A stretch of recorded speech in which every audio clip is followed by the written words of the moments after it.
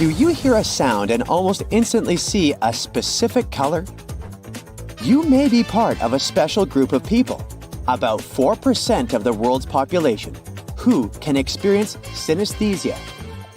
You're not imagining things. A new study shows that synesthesia is real, and it has brain scans to prove it. When these synesthetic people hear colors, scans show their brain parts for sight and sound are speaking to each other. Since synesthesia seems to be genetic, some researchers picked 3 families where this feature was present. They went on to play with DNA sequencing, comparing the genes of family members with synesthesia to those without. They still don't have the complete picture of this unique feature, but they did manage to narrow it down to some 37 possible gene suspects. Sometimes, after a nap in an uncomfortable position, you might have felt your arm or leg all tingly or numb. You'd think it all has to do with poor blood circulation. In fact, it might be due to a little thing called paresthesia. This is when your body starts experiencing unusual sensations because your nerves are squeezed or irritated. Paresthesia can give you anything from a burning sensation to that annoying feeling like your arm or leg is not responding at all. It might even throw in some itching or the good old pins and needles. Usually, it shouldn't take longer than 30 minutes tops. Give the affected body part a good shake and it might speed up the process. If it takes longer than that, or if you're getting repeated episodes of paresthesia for no reason, best to check with a specialist to make sure everything's okay. You know what's also worth checking?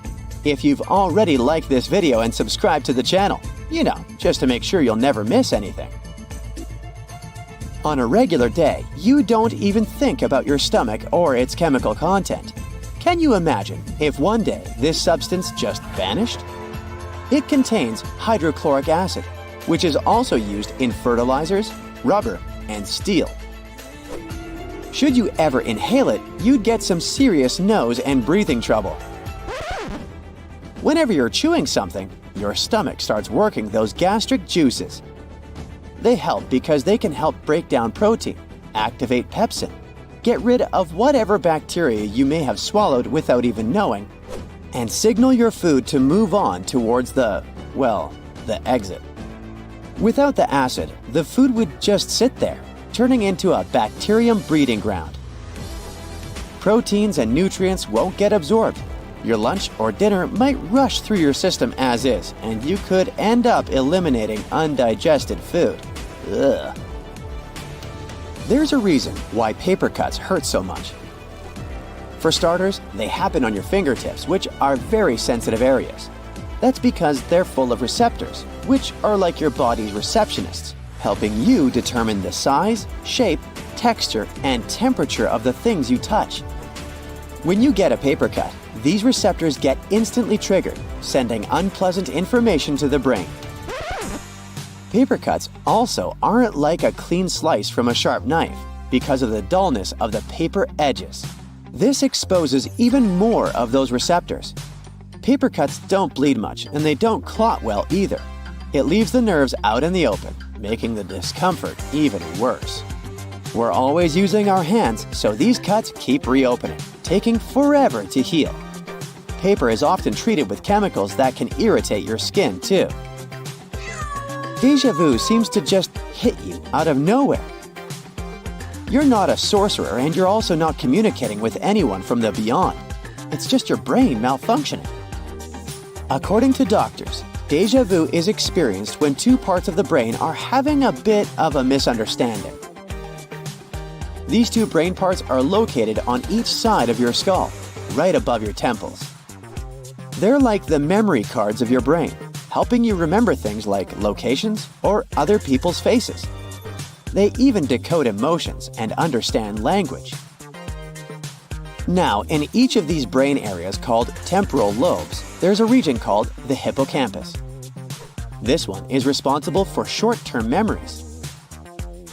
Sometimes the brain can get small glitches, confusing the hippocampus. That's when we get deja vu. All this process messes with your recognition memory systems, giving you that weird feeling that you've been there before. Or you've already met a person you're seeing for the first time. This is a completely normal process, and you're more likely to experience déjà vu if you're between 15 and 25 years old. It also seems that people who travel a lot or have the ability to remember their dreams experience it more often. It's hard to imagine if a whole civilization could survive without anyone having sight. That's highly unlikely, and here's why. First, imagine trying to grow food when you can't even see what you're doing. Prepping the soil would turn into a nightmare, because without sight, we'd be lost in, say, a massive wheat field with no reference points. Gathering that little food wouldn't be easy either. Animals might be lurking everywhere, ready to harm us. Communication would be complicated, since we wouldn't be able to read something without touching. Even our social lives would be different. Without eyes, we'd be left to rely on voices.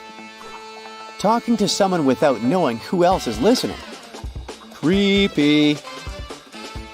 If you've ever had a spicy pepper, you know it's not technically hot in terms of its temperature. So why does it feel like it's burning, even if it's just out of the fridge? Well, spicy food has these chemicals that trick your body into turning up its internal air conditioning.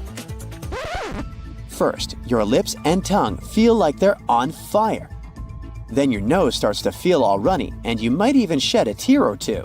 Your blood vessels dilate, and suddenly, your entire body temperature goes up. To cool things down, you start to sweat. Your lungs might participate as well and signal your diaphragm to pitch in some hiccups, all in an attempt to kick out the fiery intruder. In most cases, all these bodily triggers are caused by a substance called capsaicin, often found in hot peppers like habanero and cayenne. Even though we might feel like we're moving around in our dreams, we aren't because of a complex system in our bodies. This keeps your muscles from doing all sorts of outrageous things because of the wild stories our brains might be coming up with at night. It turns out that most of this brain chemistry happens during the rapid eye movement, or REM phase, about 90 minutes after you've fallen asleep.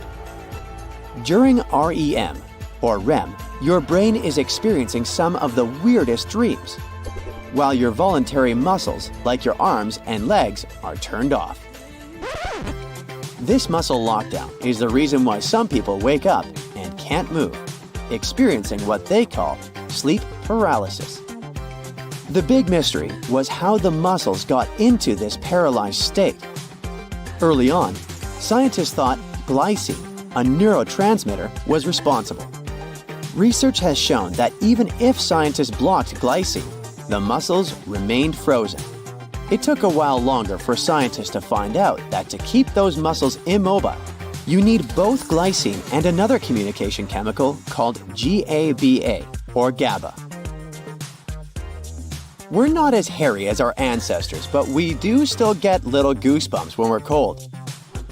It's because of these tiny muscles in our hair follicles, called erector pili, that pull our hair upright. For furry animals, this creature helps keep them warm. But for us, it doesn't do much in terms of heat. Still, we and some other less hairy creatures kept this ability over the years. Experiments were done to figure out more about these goosebumps.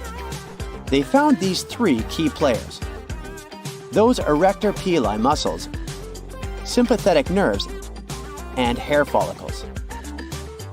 When they played around with the nerves, hair growth slowed down. The nerves and our hair follicles work like partners, making chemical synapses. So, goosebumps aren't just a quick fix to lower temperatures. They might also tell our stem cells to grow more hair in the long run.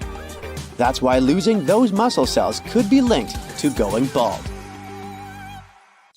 When sharks need their morning joe, they go to a cafe too. Back in 2002, researchers found an area in the Pacific Ocean called the White Shark Cafe, where great white sharks come during the winter. They simply hang out, tell jokes, and laugh at stories of how many humans they've scared. and then go back to the coast to scare us a little bit more when the weather gets warmer. There are watermelons the size of a grape. Cucamelons, or if you prefer, mouse melons, actually look like really small watermelons, but at the same time have a citrus flavor. An Australian barista set a world record for the most cappuccinos made in 1 hour, 420 of them. A good bar when you're late for work but desperately need coffee. Okay, researchers have found many things that are evidence of prehistoric animals, or our human ancestors that lived thousands of years ago, like bones, teeth, stone tools, and a piece of chewing gum dating from almost 10,000 years ago. A million seconds is somewhere around 12 days, and a billion seconds is almost 32 years. Nothing unusual here, just a little bit of good old math that reminds you of how cool time is. All road signs are important, of course, but there's one to rule them all: the falling rocks sign. If you see it ahead, make sure to drive slowly and look around carefully. This sign means there are rock slides possible in that area, and your life literally depends on whether you pay attention or not. There's even a village in Switzerland, surrounded by hills, which has a traffic light that tracks the movements of rocks and indicates whether it's safe to drive ahead or not. When someone mentions the biggest desert, you probably picture the endless sandy surface of the Sahara, burning under the hot sun. Well, not quite. The biggest desert is the Antarctic Polar Desert, which covers about 5.5 million square miles in Antarctica. Sounds strange at first, but the definition says that a desert is a place that gets less than 10 inches of precipitation annually. Still, it doesn't say if it has to be hot. The first commercial passenger flight happened at the beginning of the 20th century. It was a 23-minute flight that cost $400, which is about $8,500 today, and the plane flew between 2 cities in Florida.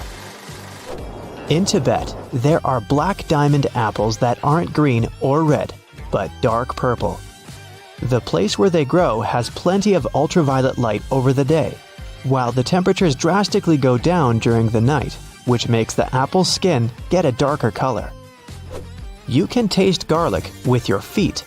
Rub a clove right on your feet. Take the socks off beforehand, and wait for it. The chemical responsible for its unique smell can be absorbed through the skin, even though the clove was never in your mouth. The moon has volcanoes, and scientists believe they might have been active around 100 million years ago, when dinosaurs still ruled our planet. The view must have been magnificent. Cockroaches are tough. They can survive harsh conditions and have been around since dinosaurs ruled our planet. But the Termite Queen beats all that with a lifespan of 50 years. That's the longest any insect can live. Regular termites live only 1 to 2 years. It's estimated that a total of 108 billion people lived on Earth throughout history. The entire population of Earth could fit inside Los Angeles. With the world's population being 7.5 billion, this seems crazy. But if everyone stood shoulder to shoulder, we could all fit inside 500 square miles. The tuatara is a reptile that has a third eye on top of its head. The eye has a retina, nerve connections, and a lens, but isn't used for seeing, as during growth it quickly becomes covered by scales. Scientists are still trying to find the eye's mysterious function. Camels have 3 sets of eyelids and 2 rows of eyelashes to protect them from the blowing sands of the desert. The pandas in your local zoo may look at home, but unless you're in China, they're just on vacation. That's because technically, all pandas are on loan from China and are the property of that country. A full current NASA spacesuit cost between $15 and $22 million in 1974, but NASA hasn't actually built any new suits since '74, leading to them only having 4 working suits left. If they are to create another suit, in today's money, that would translate to a cost of $150 million. A tiny percentage of static that you see on an old TV screen is residual radiation left over from the Big Bang. If you're heading to London to see the famous London Bridge, think again, as the original bridge is now in Arizona. By the 1960s, London Bridge was falling down, so the city decided to sell it to an American oil tycoon, Robert P. McCullough. It was shipped over to the US and can now be found in Lake Havasu City. Speaking of England, the crown jewels contain two of the largest cut diamonds of all time. The Cullinan diamond is the largest diamond ever found and is part of the sovereign scepter with cross. The second gem is the aptly named Cullinan II, which is mounted in the impressive imperial state crown.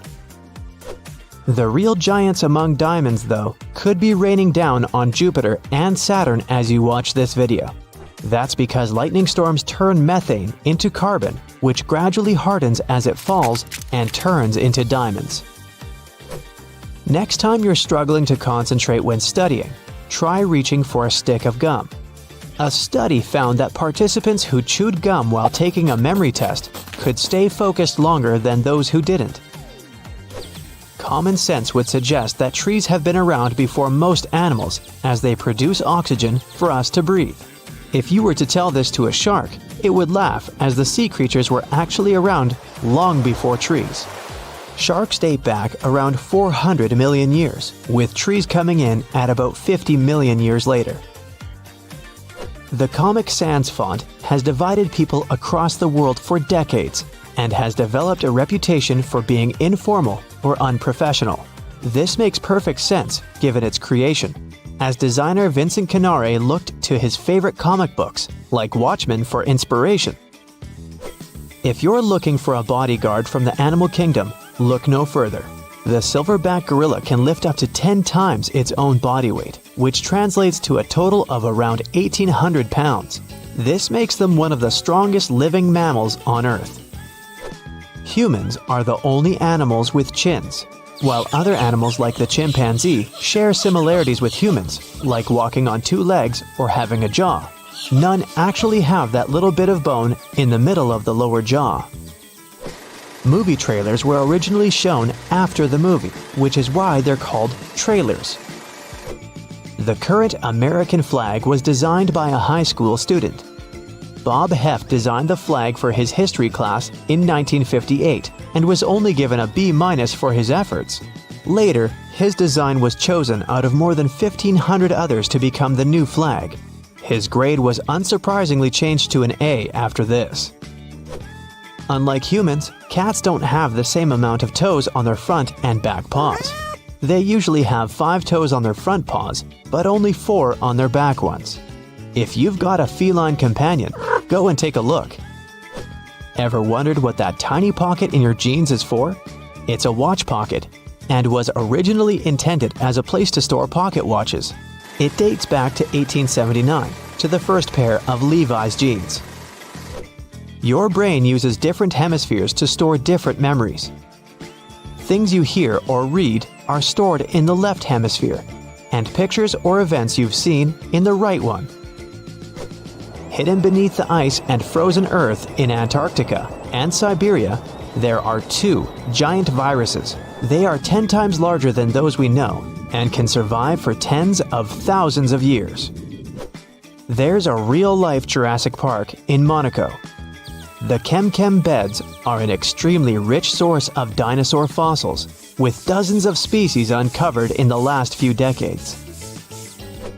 Around 34 million years ago, ancient primates crossed the Atlantic from Africa to South America, and nobody knows how. Well, I hate to break this to you, but money isn't actually made of paper, which also proves that money doesn't actually grow on trees. Most banknotes are 25% linen and 75% cotton, which is why they have such a distinct look and feel. Back in the 19th century, money was made of parchment paper. That's why people could very easily counterfeit it, unlike now. The Eiffel Tower is almost 6 inches taller during the summer. When you heat up some substance, its particles start to move more actively and take up a bigger volume. That's something they call thermal expansion. When the temperature lowers, the substance contracts again. Such an effect is more prominent in gases, but you can also track it in liquids and solids, including iron. Because of this, people build large structures like bridges using expansion joints. They allow a structure some leeway to expand and contract, and such changes don't cause any damage. Wow, I have some pants like that. Now, honey can last for thousands of years without going bad. Bees land on flowers to collect sugary nectar. Then they transport it back to their hive and transfer it to other worker bees. These bees reduce the water content of the nectar by repeatedly drinking and regurgitating the liquid. Bee barf. Special enzymes in their stomachs break down the glucose in the nectar, and it becomes more acidic. Bees deposit this nectar in the honeycomb and start fanning it with their wings so that the water evaporates more quickly. The honey is now highly acidic and low in water content, which keeps it safe from spoiling. The bacteria that can cause the rest of the food to go off can't survive in such conditions.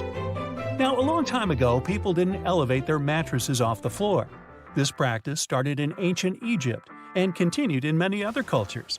People realized it was cold on the floor, and they could warm their beds easier if they were off the ground. Houses used to be more drafty. Cold air came in from under the doors. There was no central heating, so people had to find other ways to stay warm. Warm air tends to rise, and if you're positioned higher, you won't be as cold as on the floor. Also, this way, people could keep their beds clean more easily. In simple homes, floors used to be way dirtier than today, and all that dirt usually migrated into beds. Continuing now to talk dirty, do you think people are naturally clean and tidy? After all, our ancestors, who lived thousands of years ago, already used latrines and were tidying their hair with combs. And they kept their homes and themselves clean. Our natural need for hygiene and cleanliness is driven by our sense of disgust. That's the very mechanism that helps our bodies stay safe and protects them from different infections. That's why we're more sensitive to certain smells and things. But we still have some pretty sloppy habits. For example, eating snacks over a keyboard. Ew! I certainly never do that. But there are animals that are even neater than us humans. For example, rattlesnakes like to keep their surroundings tidy. Some of them even use their muscular necks and triangular heads to sweep aside messy grass when they hunt. Many animals like to clear their path when going after their future meal. Reptiles too. Less vegetation increases their chances of catching food. Songbirds also prefer to keep it neat and get rid of uneaten food, eggshells, and other trash in their nests.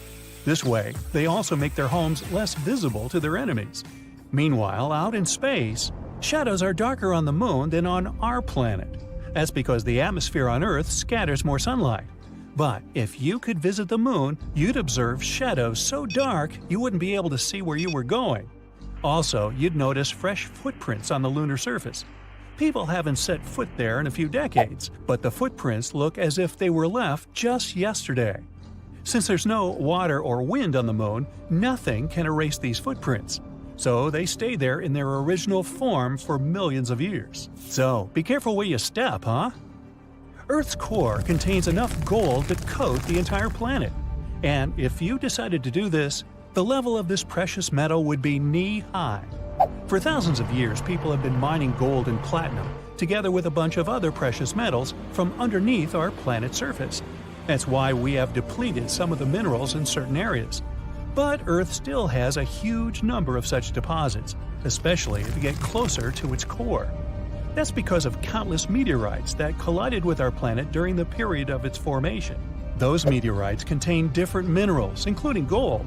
Back then, Earth was still in its molten state, which is why most of the gold, a heavy element, sank deep into its core.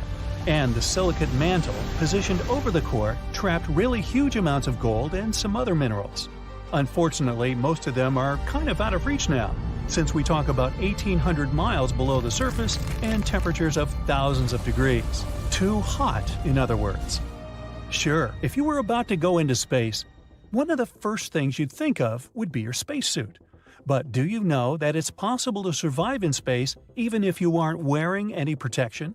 Well, don't get your hopes up yet. You'd last for no more than 15 seconds. That's how long it would take you to lose consciousness, because oxygen will stop coming to your brain. In 1965, one technician accidentally depressurized his suit inside a vacuum chamber. He lost consciousness after 12 to 15 seconds. 27 seconds later, his suit luckily got repressurized. The man later said that he remembered the moisture on his tongue started to boil. He also lost his sense of taste, and it didn't come back until 4 days after the accident. Now, you can't hold your breath in space either, so that won't save you. Your lungs will rupture at one point because the air inside will expand. The oxygen in other parts of your body will start to expand too, which means you will balloon up to twice your regular size, almost like Dudley Dursley's Aunt Marge from Harry Potter. Well, not quite. You won't explode, only thanks to your elastic skin. It will keep holding you together, and the liquids in your body will start vaporizing pretty quickly too. Doesn't that sound pleasant? No! The ocean has its iconic blue color thanks to sunlight. When the sun shines, the water absorbs longer orange and red wavelengths of light and reflects shorter blue light waves. This is only possible when there's a huge amount of water. So, the more water you have in one place, the bluer it becomes. That's why the water you pour in your glass has nothing in common with this beautiful ocean blue color. The ocean performs many important functions. For one thing, it produces 50 to 80% of all the oxygen on our planet, which means it keeps us alive. But it also helps the internet to function. So, when you're laughing at a funny dog video or binge-watching your favorite series, yup, thank the ocean for that. The majority of the cables that power the internet, and therefore allow people from all over the world to use it, run underwater. Those are submarine communications cables, miles and miles of wiring crisscrossing the ocean floor. There are special boats for putting all that in place. They're designed specifically for that purpose. To make sure nothing damages the cables and your internet, people need to put them on relatively flat stretches of the ocean floor. The cables also need to be away from old shipwrecks or large ocean ecosystems. Some of these cables have a special coating that protects them from damage. This way, no hungry sharks or curious fish have a chance to munch on the wiring. Now, trees talk. Well, not exactly like people do, but they have their own way of communication. Their roots are connected through an underground network of fungi. That network got its name of the Wood Wide Web. Thanks to this network, trees can share resources with one another. That's how they talk. They use these fungi to transmit nutrients and water from one tree to another. For example, there's a mother tree or another tree that's stronger and older than others in the forest. So it shares some of its nutrients and sugars with small trees growing nearby. Thanks, Mom! Now look at all these insects flying around on a nice sunny day. Do you think they get sunburned? Well, those that spend most of their time in the open don't. They have dark exoskeletons that contain melanin. That's how they block UV rays. But insects that live underground and in the water, or nocturnal creatures, have paler and thinner skin. If they spend too much time outside during the day, they can indeed get sunburned, or even worse, they could get eaten. If your phone drains from about 15% to only 1% fast, it signals you that the battery is a bit old or even damaged. Sometimes there might be 20% left, but the phone turns off all of a sudden in the middle of an important phone call. All these things show that the battery's not all right and you might want to change it. If your phone keeps 1% for a long time, it finds that the battery has more capacity left than it estimated. By the way, no modern battery can be fully charged or drained. You can quickly improve battery life. First, you can limit your widget usage. Try not to add too many widgets and limit the use of those that require a lot of data to keep the info up to date. By the way, if there's no explanation why your phone gets drained that fast, think about cybersecurity. It can probably be evidence of somebody following you and your data. How do I know all this stuff? I'm a phony. Kind of like a foodie, but about phones. Hey, stop laughing. Your phone can get hot for many reasons, including overuse, apps running in the background, malfunctioning software, malware, or if it's been exposed to too much heat or sun. Sometimes this warmth is okay, but it could be because of serious problems if your phone is regularly overheating. If your phone drains to zero every time you leave your house in winter, you need to check the battery health in the settings. Phone batteries, like any rechargeable battery, have special components that get less effective as they age. If the battery health is less than 85%, you might consider changing the battery. Otherwise, your gadget will drain every time it's cold outside. Now, don't forget to charge your old phone sometimes after getting a brand new one if you want to keep the old buddy just in case. Lack of charge may impact battery life. The same goes for game consoles, laptops, tablets, and any other gadget you charge. If you charge your phone and use it simultaneously, you can confuse the battery a little bit. Like this, the phone's going to get a bit of charge, then the app or whatever you do will devour that energy, and the charger will top the battery up again. These short cycles tire the battery and shorten the lifespan. You can also optimize your battery by closing all those apps you open once in a while and forget to close. Some apps are especially hungry for your phone longevity. Most of them are what we'll call famous social media. Still, it works perfectly with Androids only. If you have an iPhone, it makes no difference how many apps are running in the background unless these are social media apps. Battery pigs, I say. Also, no app can help you make your battery drain slower, so those that check storage usage and help clean the phone memory never come in handy. Now, you can do all the things I just mentioned yourself. iPhone users know their phones run out of memory fast, and even if you delete some files, it doesn't help. Go to Settings, iPhone Storage, and make sure that recently deleted photos are actually deleted. If not, delete them in the storage sections. Note that your messages can contain heavy files, so you can restrict how long the message can be stored if you have an iPhone. In the message history, tap the Keep Messages button. It's forever by default, but you can keep them for 1 year or even only 30 days. Don't forget to refresh your phone's operative memory to make it work better and faster. For iPhones, go to Setting, General, Accessibility, Assistive Touch, and turn it on. Press plus, then minus, and then the power button. You'll see the power off bar. Press the assistive touch and hold the home button. Voila! If you see the Enter Pass notification after you did it, it means you did it all right. It's much easier with Androids though, since some of them have the Clear Memory button in the RAM section. It would be best if you didn't charge your phone in a car. Cars usually have less electricity than any phone needs to get a full charge. If you use a low-power USB port, your gadget starts swallowing up power at a much faster rate than the port can handle. It can even damage your charger. In the end, your phone will get barely any charge at all. A car is not the best place, but a rental one is a big no. The USB port is basically public there, so think about cybersecurity. To make your charge safer, you can use your own adapter. Don't charge your phone at a train station. Sometimes it's way better to spend a couple of hours on a train looking out a window than charging the phone at a train station before hopping on the train. Juice jacking is a big problem of public charging stations. Your data can be extracted via a USB port. Your house can be dangerous too for charging your phone. Well, it requires particular circumstances, such as lightning. Right, don't charge your phone during a thunderstorm. The voltage goes up and down, so it can be pretty stressful for your gadget. It's not true that your SIM card can track you. The SIM card itself can't be tracked. It's all about the IMEI number any phone has. If your mobile phone is on, it is transmitted to the closest cell tower. A SIM card can't track you, but your iPhone remembers all the places you visited recently. To check it, go to Settings, Privacy, Location Services, System Services. Your phone collected your favorite places in frequent locations. Android devices can do the same. Open Location History in Google Maps. Don't charge your phone in cafes. Juice jacking is an issue there too. Moreover, the USB port capabilities aren't powerful enough, but is completely safe if you use a regular plug and not a USB port.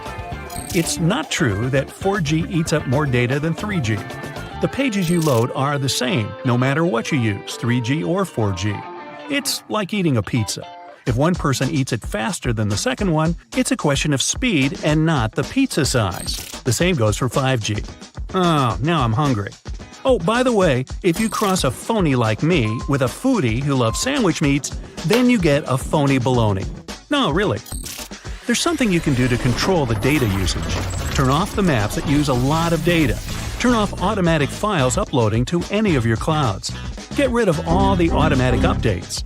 If you want some music or a podcast, download it beforehand. Streaming hoovers up all your data.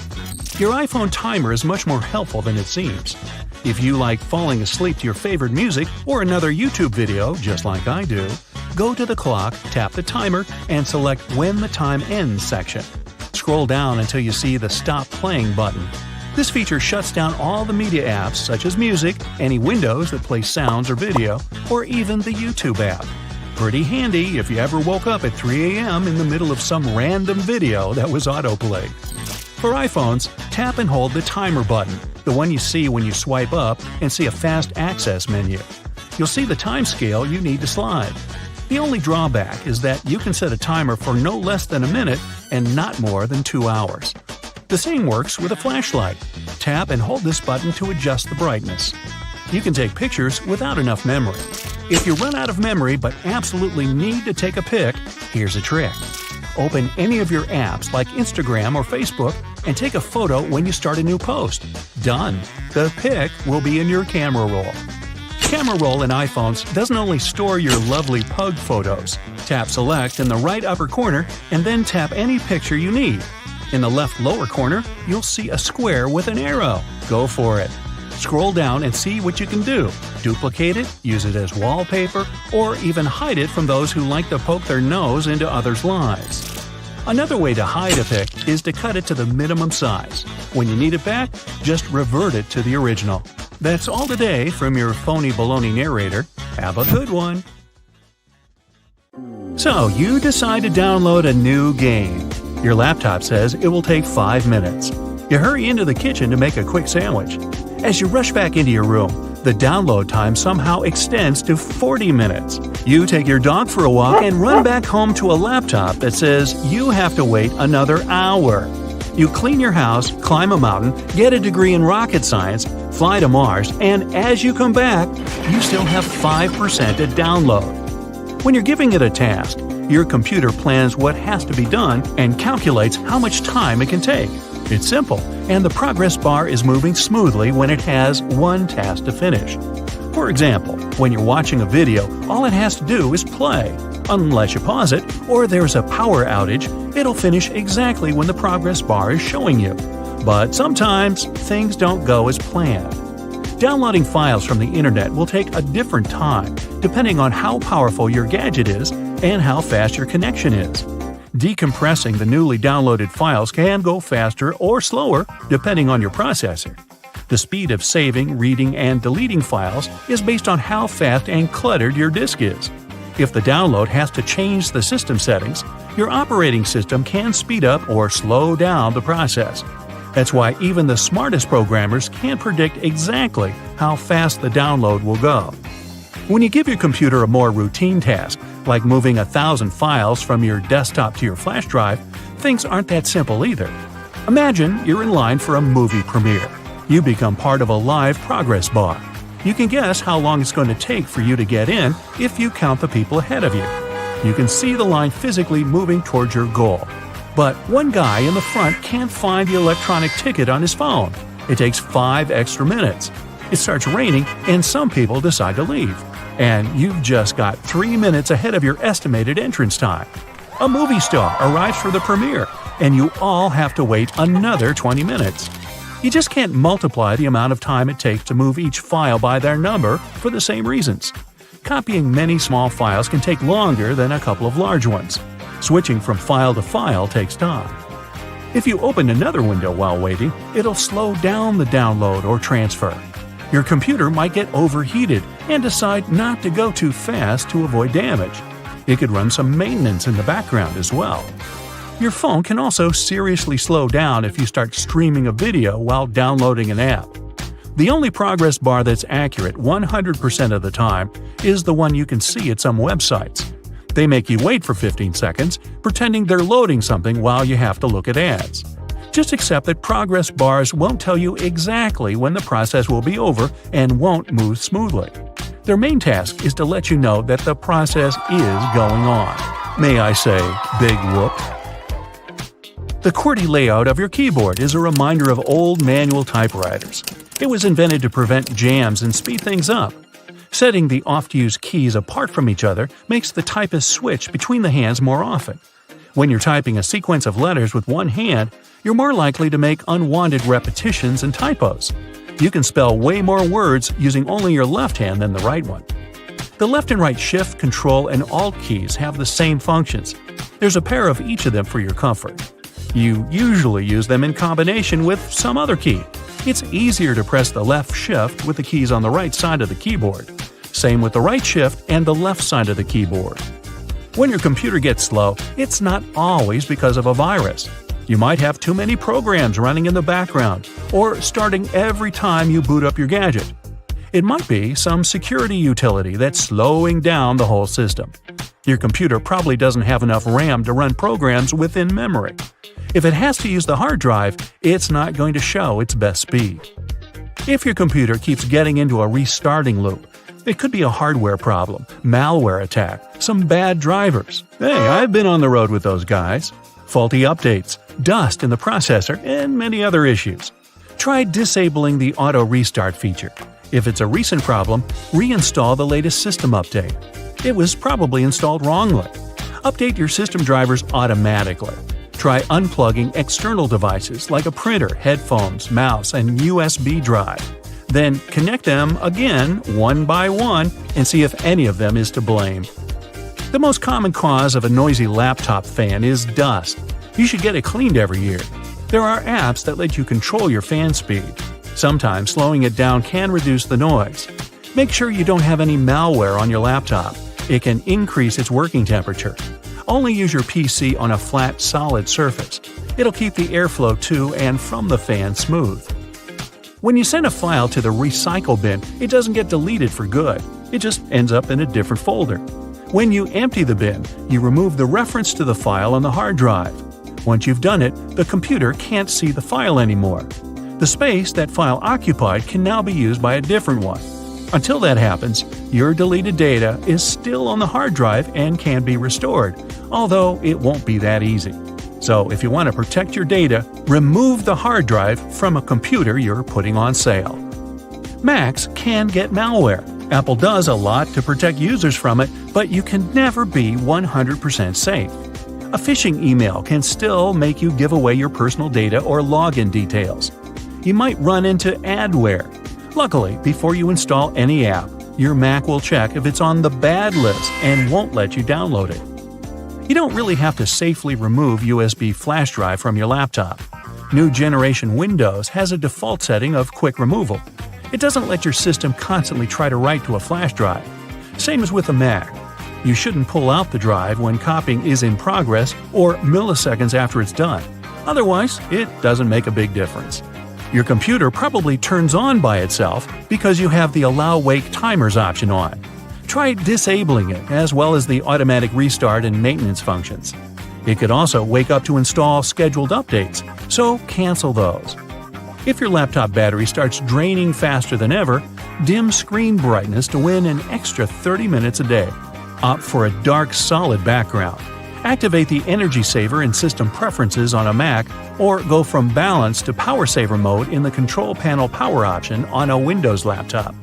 Choose Hibernation over Sleep mode. Clear the junk and cache to make the laptop faster and less battery hungry. Turn off Auto App Updates and Notifications. Find the biggest power eaters in the Battery Status menu under the list of apps using significant energy on your Mac.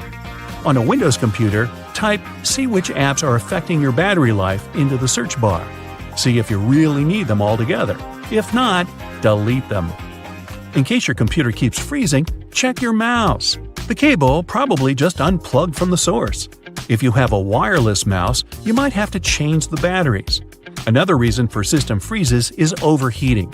Make sure there's nothing in the way of your computer vents, or your processor will be in trouble. Other possible causes for freezing are driver and third-party software errors and viruses. If your computer takes forever to shut down, help it and close all active programs that you opened while you're using it. Even one single app can extend the process up to 20 minutes. Run some antivirus software. Get rid of old files and temporary internet files to clear up some memory and operating space. Install a cleaner tool to remove damaged files from the registry database. And there you have it. Now, with selfies taking over the social media world, phone companies had to adapt to the way people hold their phones and use their cameras. Apparently, most users tilt their heads slightly to the right when taking selfies. With the camera located in the left corner, it makes it easier to make sure the camera will be in line with the usual tilt of selfie takers. Ooh, genius. This allows for a more natural look, making the image look better to leave you feeling great. Cameras on the back of most phones are on the left side as well. Sorry, left-handers, this was designed for the more common right-hander. Mount Everest might be getting all the attention, but Mauna Kea in Hawaii is technically the tallest mountain in the world. Measuring over 33,000 feet from base to summit, the only thing holding Mauna Kea back from the title is that it's mostly underwater. Australia is wider than the Moon. The Moon has a diameter of over 2,100 miles, while Australia's diameter from coast to coast is almost 2,500 miles. While it may be wider, the Moon wins with the land area, over 15 million square miles. Whew, that's huge. And all that cheese. Antiphobia is the fear that at any point, somewhere in the world, a duck or goose may be watching you. The person isn't necessarily afraid that the duck or goose will get too close to them or even touch them. They just don't like the feeling of being watched. It was first described in a comic strip to show how anyone can be afraid of anything. Anything can be a phobia. A duck just watching my every move would certainly give me the heebie-jeebies. I might just quack up. Crows are pretty good at recognizing people's faces and have even been found to remember people for a long time. This could be a good thing or a bad thing, depending on how nice you are to them. You don't want to come across a crow that's holding a grudge against you. You probably can't tell which crow is which very easily, so it might be better to play it safe and just give them all a little wave. In the city of Unoa in Central America, they have an annual event known as the Rain of Fish. Not that the locals get a choice for it anyways. Every year in May or June, a torrential rainstorm rolls through town, leaving a mass of fish flopping around in the streets. The phenomenon is believed to be caused by waterspouts or water tornadoes, which drop the fish far from home. Seafood delivery for free? Yes, please. A photon, the most basic part of light, takes thousands, maybe millions of years to travel from the sun's core to its surface. But it only takes 8 minutes and 20 seconds on average to get to your eye once it's at the surface. That means that the sunlight we see is very ancient, older than the human race itself. There are only 4 words in the English language which end in dos: tremendous, horrendous, stupendous, and hazardous. Sounds like the teacher's comment on my report card. A single strand of spaghetti onto your fork has a name. It's called a spaghetto. In the Italian language, an I at the end of the word means that it's plural, while an O is singular. This goes for all types, like gnocco instead of gnocchi, fettuccino instead of fettuccine, and raviolo for a single parcel of goodness. Accidentally eating one of those fruit stickers on apples, peaches, and pears shouldn't worry you at all. They can be eaten, but they aren't exactly edible. It'll just leave your body as everything else does.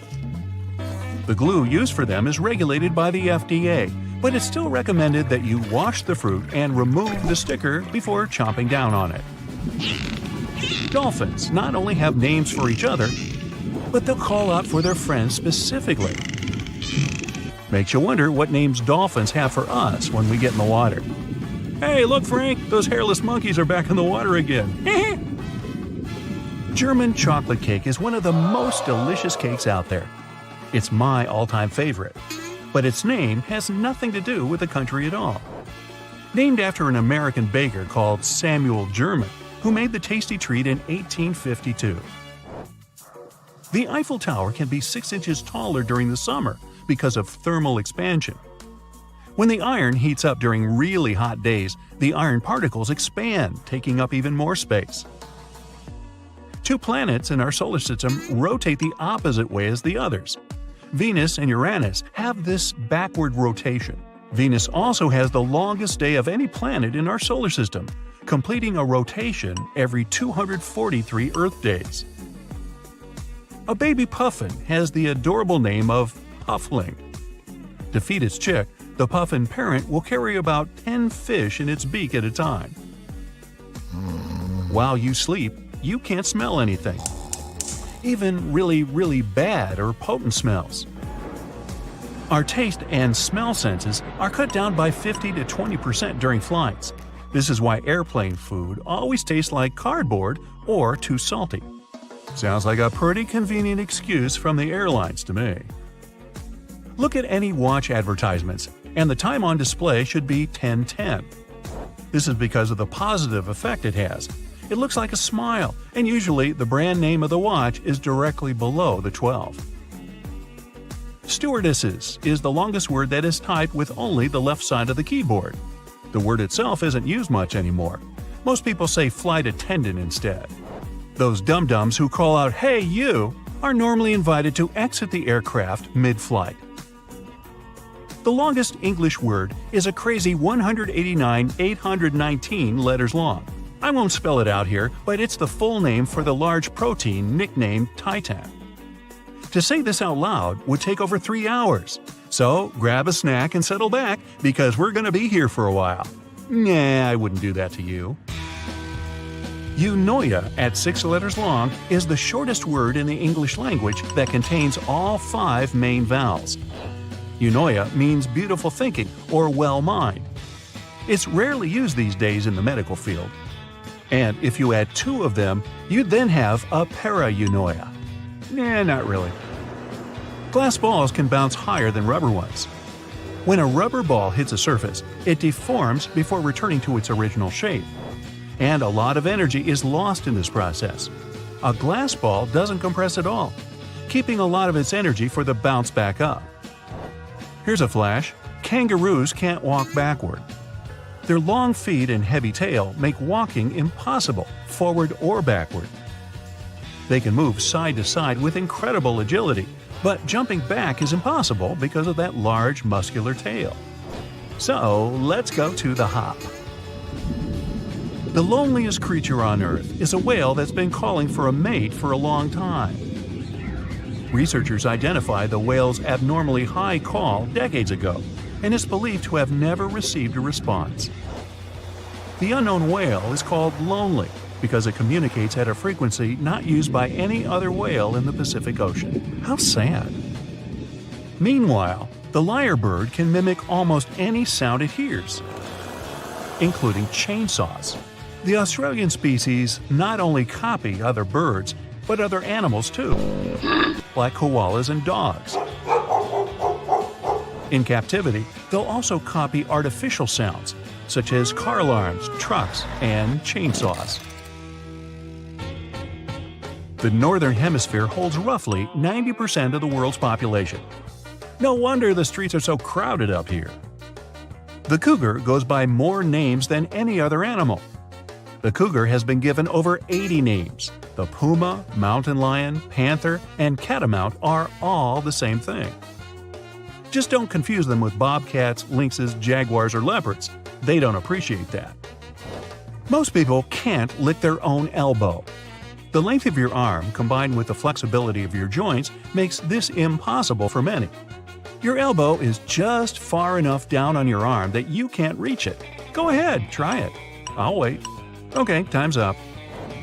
Octopuses and squids have beaks like birds. The beak is made of the same material that our fingernails are made of, keratin.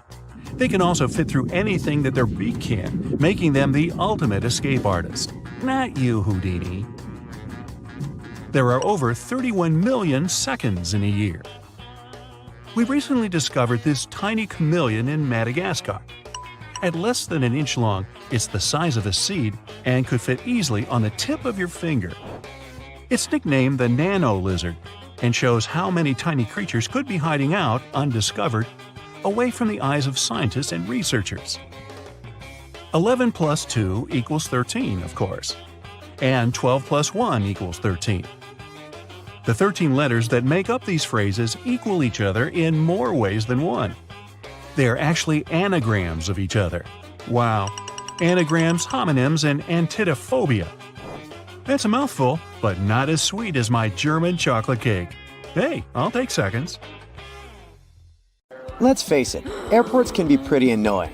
But the most annoying thing about them is probably having to take the laptop out of your backpack and put it in a separate bin while going through the security check. But, of course, they wouldn't make us do those extra moves if there wasn't a good reason for it. Laptops are dense, and X-rays can't penetrate them, so it's easy to hide something dangerous there. If the device is out and on its own in a separate bin, it's easier for the scanners to capture something dangerous. Most airplanes are white. Is there a benefit to choosing this exact color? No, white paint doesn't make a place feel lighter. Neither does it save money on painting. Here are the actual reasons for the choice: safety, efficiency, and comfort. The first airplanes had a metallic color, but the problem with metal is that it's prone to corrosion, so painting it is a great way to protect an airplane from corrosion. White is favored for several reasons. First, planes fly high above the clouds and are exposed to sunlight a lot. White is the color that absorbs the least heat, and white planes get heated less. Also, sunlight makes the paint fade away. A colorful airplane will have its paint fade very fast and will require repainting. And repainting is costly, so painting aircraft white is a more lasting choice. Also, any damage is more easily noticed on a white surface. So that's one more point for the white color. We always board from the left side of the plane, every single time, no exceptions. For some reason, the right side just doesn't seem to be an option. Yes, that's done on purpose. First, the captain usually sits on the left. This way, it's easier for the pilot to align the plane with the terminal jet bridge. Also, aircraft are fueled and loaded with baggage on the right side. Since people board the plane from the left, the crew can do their job undisturbed, and there's no danger to passengers. Consistency with the choice of a side helps to make everything work more effectively. Since everyone always enters from the left, all jet bridges are designed to get attached to the left side of the airplane. If every airplane had the freedom to choose the side, it would create an additional mess for the logistics behind the process. There are more questions popping up, like what does this black triangle drawn above one of the windows mean? Apparently, it marks the seat from which the view of the airplane's wing is the best. It's needed for the crew to find the spot as fast as possible if, in case of an emergency, they need to inspect the engines, slats, or flaps. This mark saves a lot of time. Next, the rows aren't well aligned with the windows. This is business. Originally, all planes are designed with rows and windows lining up perfectly. But when an airline buys a jet, they add some additional seats, squeezing them closer together. This way, they have more seats, which means more passengers, so they can sell more tickets. But you get less space for your legs and might miss out on a window. Also, all windows have rounded corners, and this is done for safety reasons. There used to be planes with squared windows, but those caused crashes because such windows couldn't withstand high-altitude pressures. At high altitudes, external atmospheric pressure is lower than the pressure inside the cabin. So, there's a big difference in pressure inside and outside the airplane, and this creates stress. Without windows, this stress flows smoothly through the material. A squared window becomes an obstacle, and the flow of stress needs to change direction. The pressure builds up in the corners, leading to cracks. As a result, such windows break. Oval windows allow the stress to flow more smoothly without disrupting them too much and preventing stress concentration. So, oval windows are safer. The glass used in production is stretched acrylic glass, and there are 3 separate panes of it. This is done as a security measure in case there is a breach. This way, at least one pane will remain intact at all times. Have you ever noticed those small holes in the windows? The tiny hole is actually only in the pane that's in the middle. Its task is to regulate the huge pressure difference inside and outside the cabin. This way, the outer pane can handle the load. If the outer pane breaks, the middle one, even though there's a hole in it, will be able to keep the window intact. Also, that hole prevents the windows from fogging up. Now, let's say you want to relax and watch a movie. Luckily, there's a pair of headphones. But they're weird. They have a 2-pronged plug. No, this is not some kind of advanced technology. This is a witty move to prevent theft.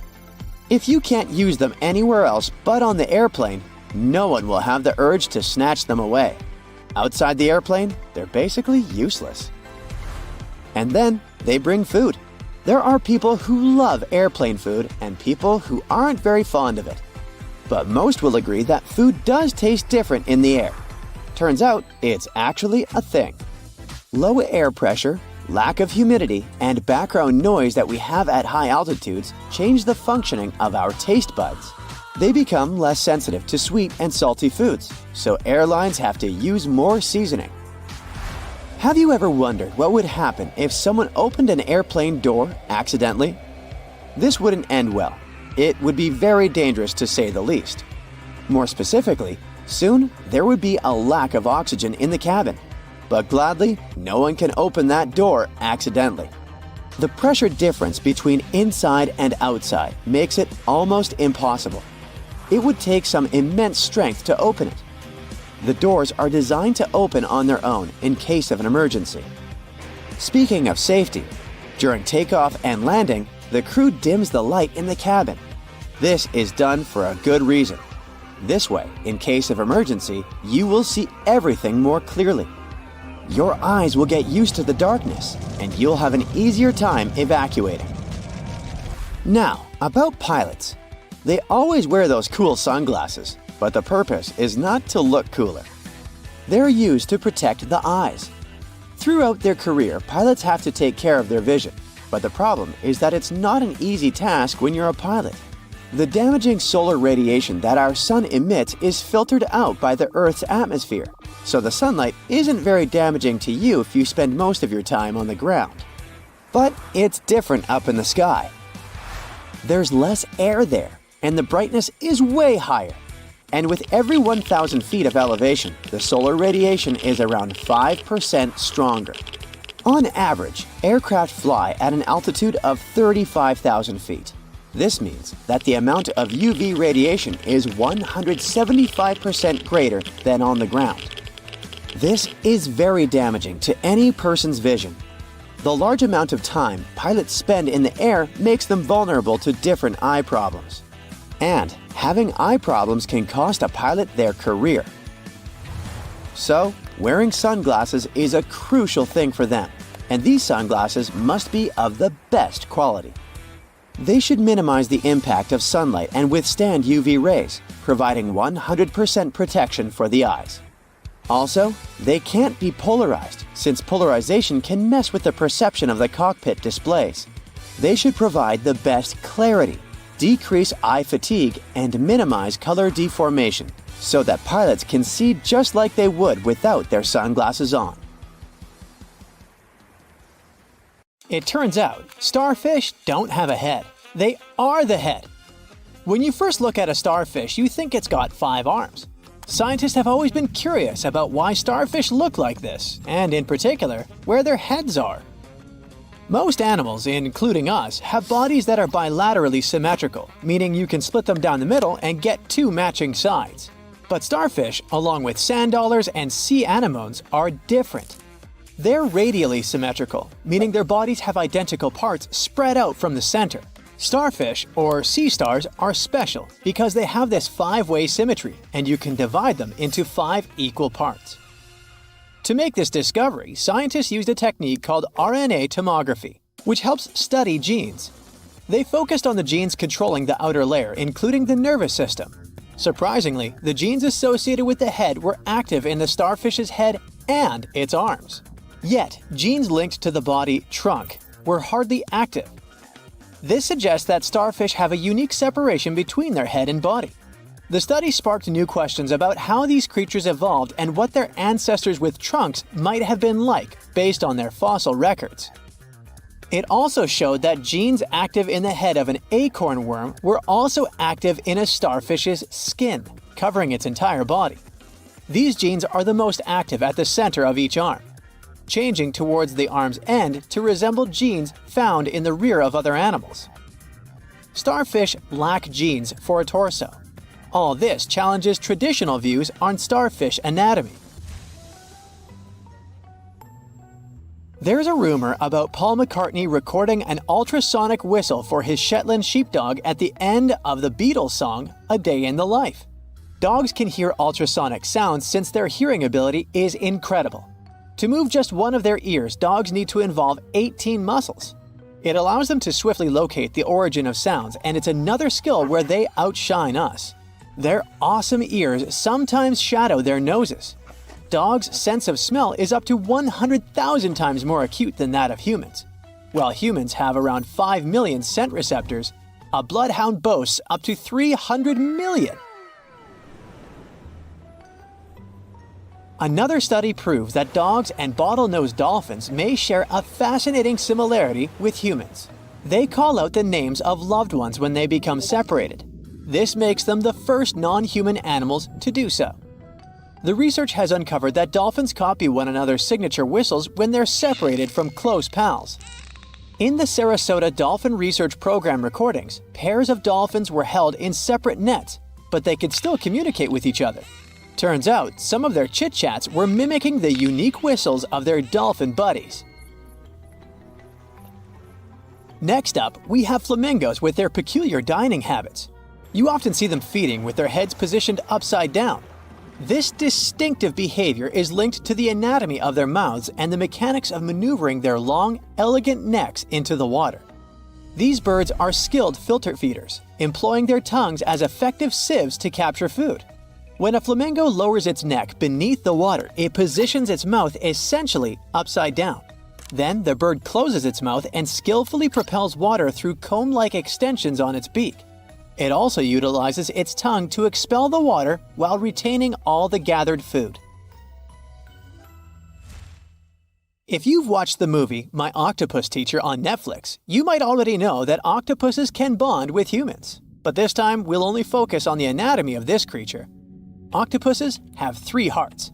One heart pumps blood throughout the body, and the other 2 tag teams send that blood to the animal's gills.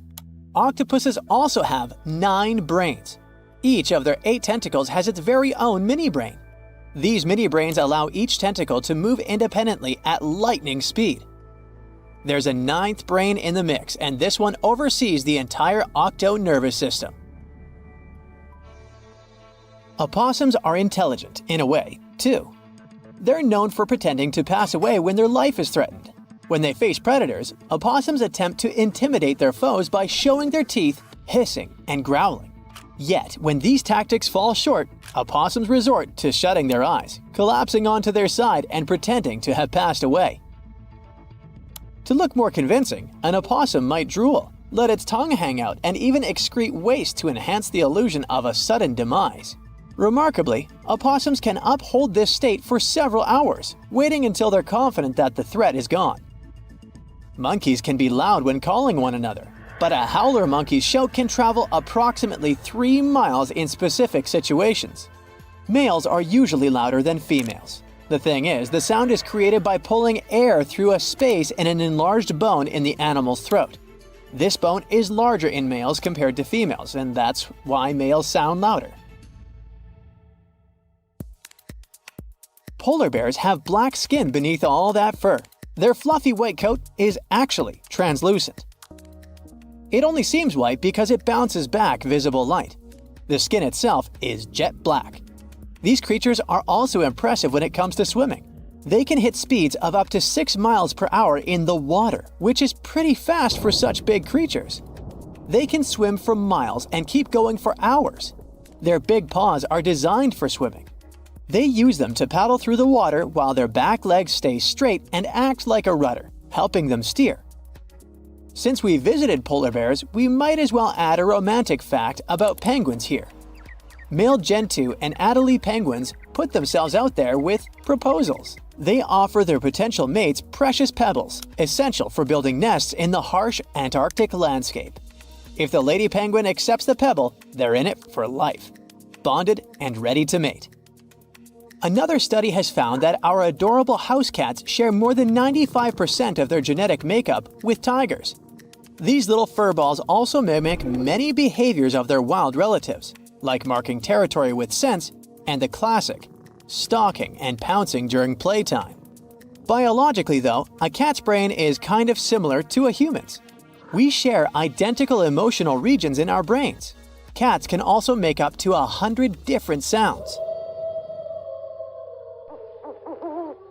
Owls have eye tubes or cylinders. Their rod-shaped eyes don't do the eyeball moving. Our eyes can move in almost all directions.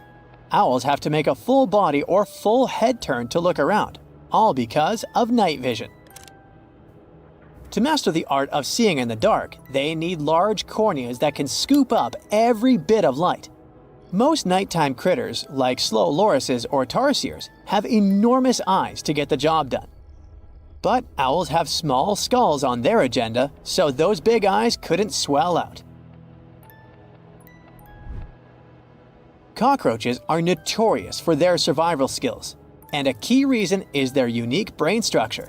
They have two brains, one in their head and a more basic one near their abdomen.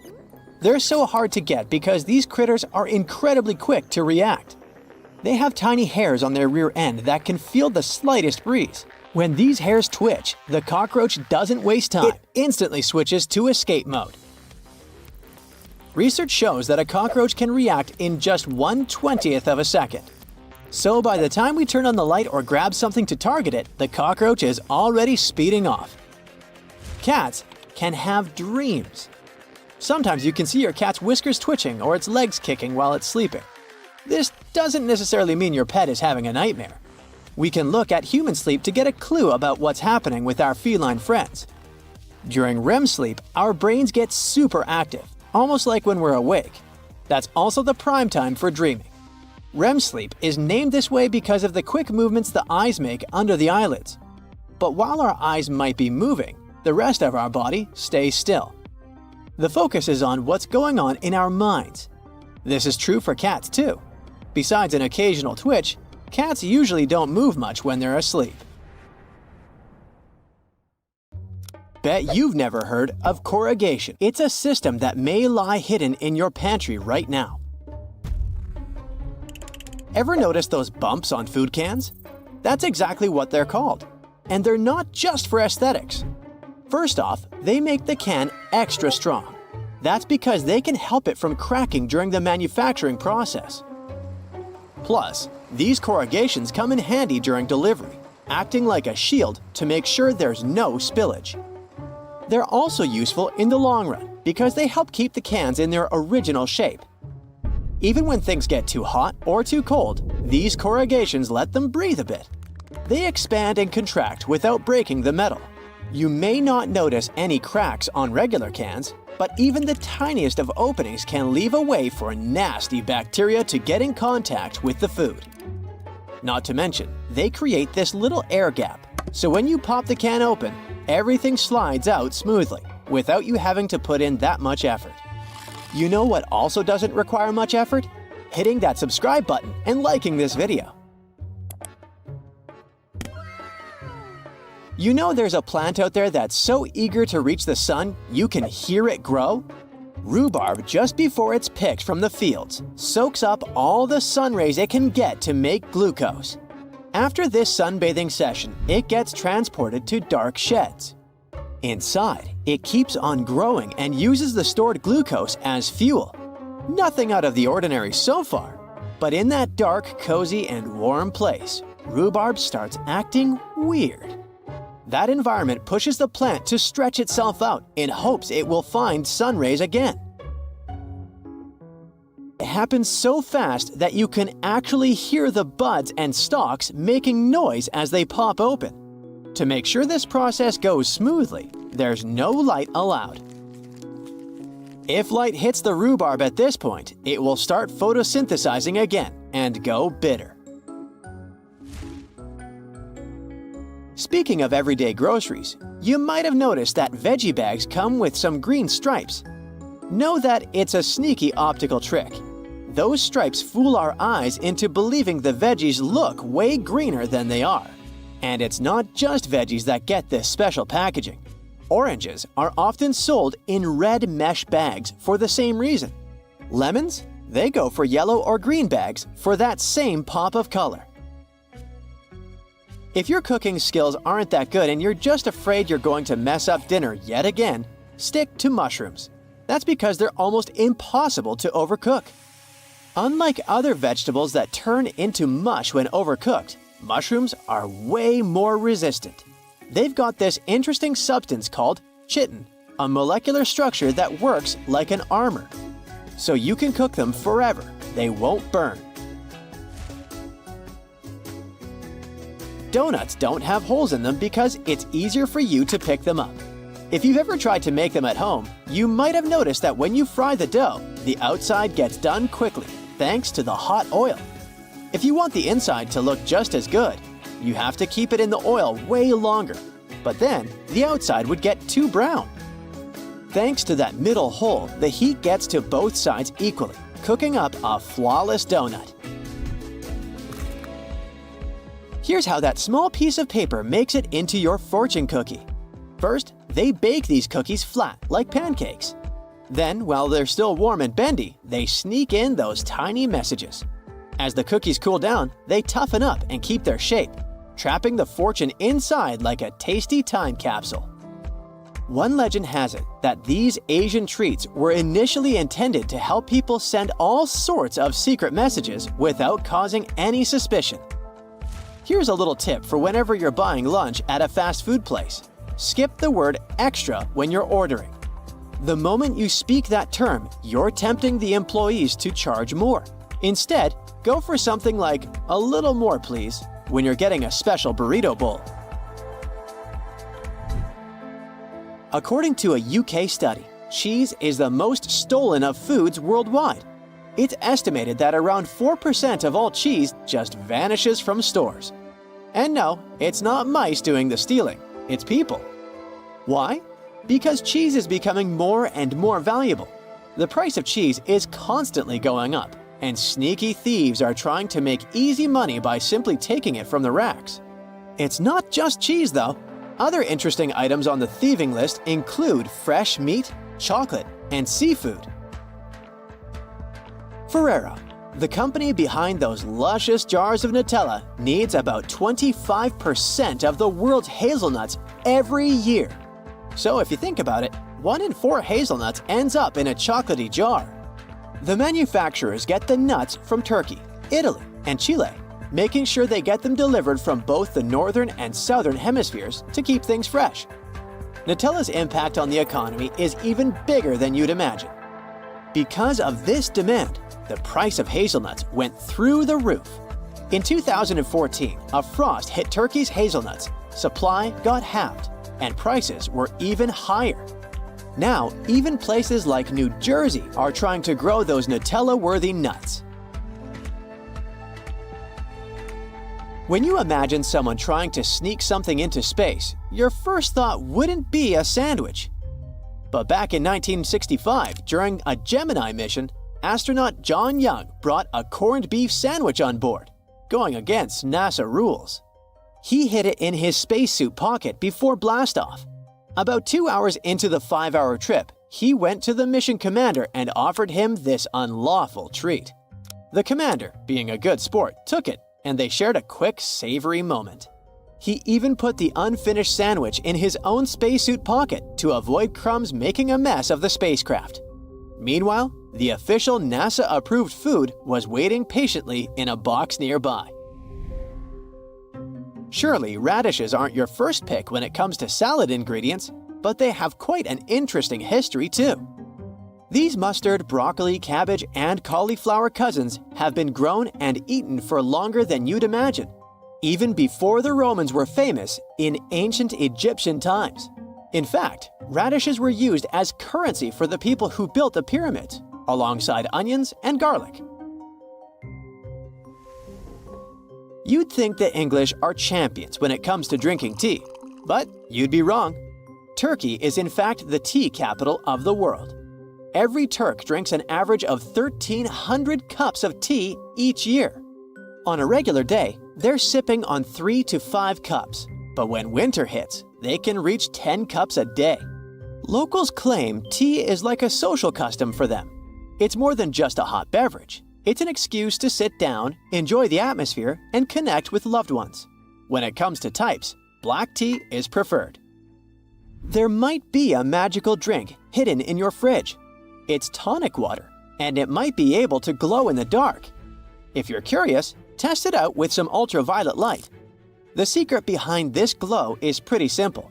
Tonic water has quinine, a chemical that lights up under certain conditions.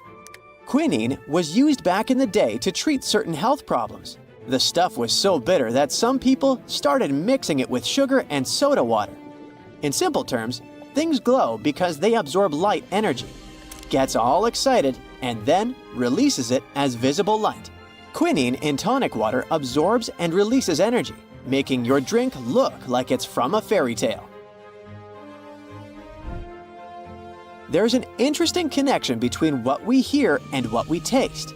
Scientists investigated and found that people worldwide link certain sounds with specific flavors, and they call it cross-modal correspondence. High-pitched sounds match up with sweet and sour tastes, while the lower, jarring sounds go hand in hand with bitterness. If it's staccato, think crunchy, and if it's smooth and flowing, think creamy. Some even found music that can enhance the taste of chocolate. In this study, when people listened to a high-pitched, sweet soundtrack while eating chocolate, they thought it was sweeter than when they'd heard a lower, more dissonant soundtrack.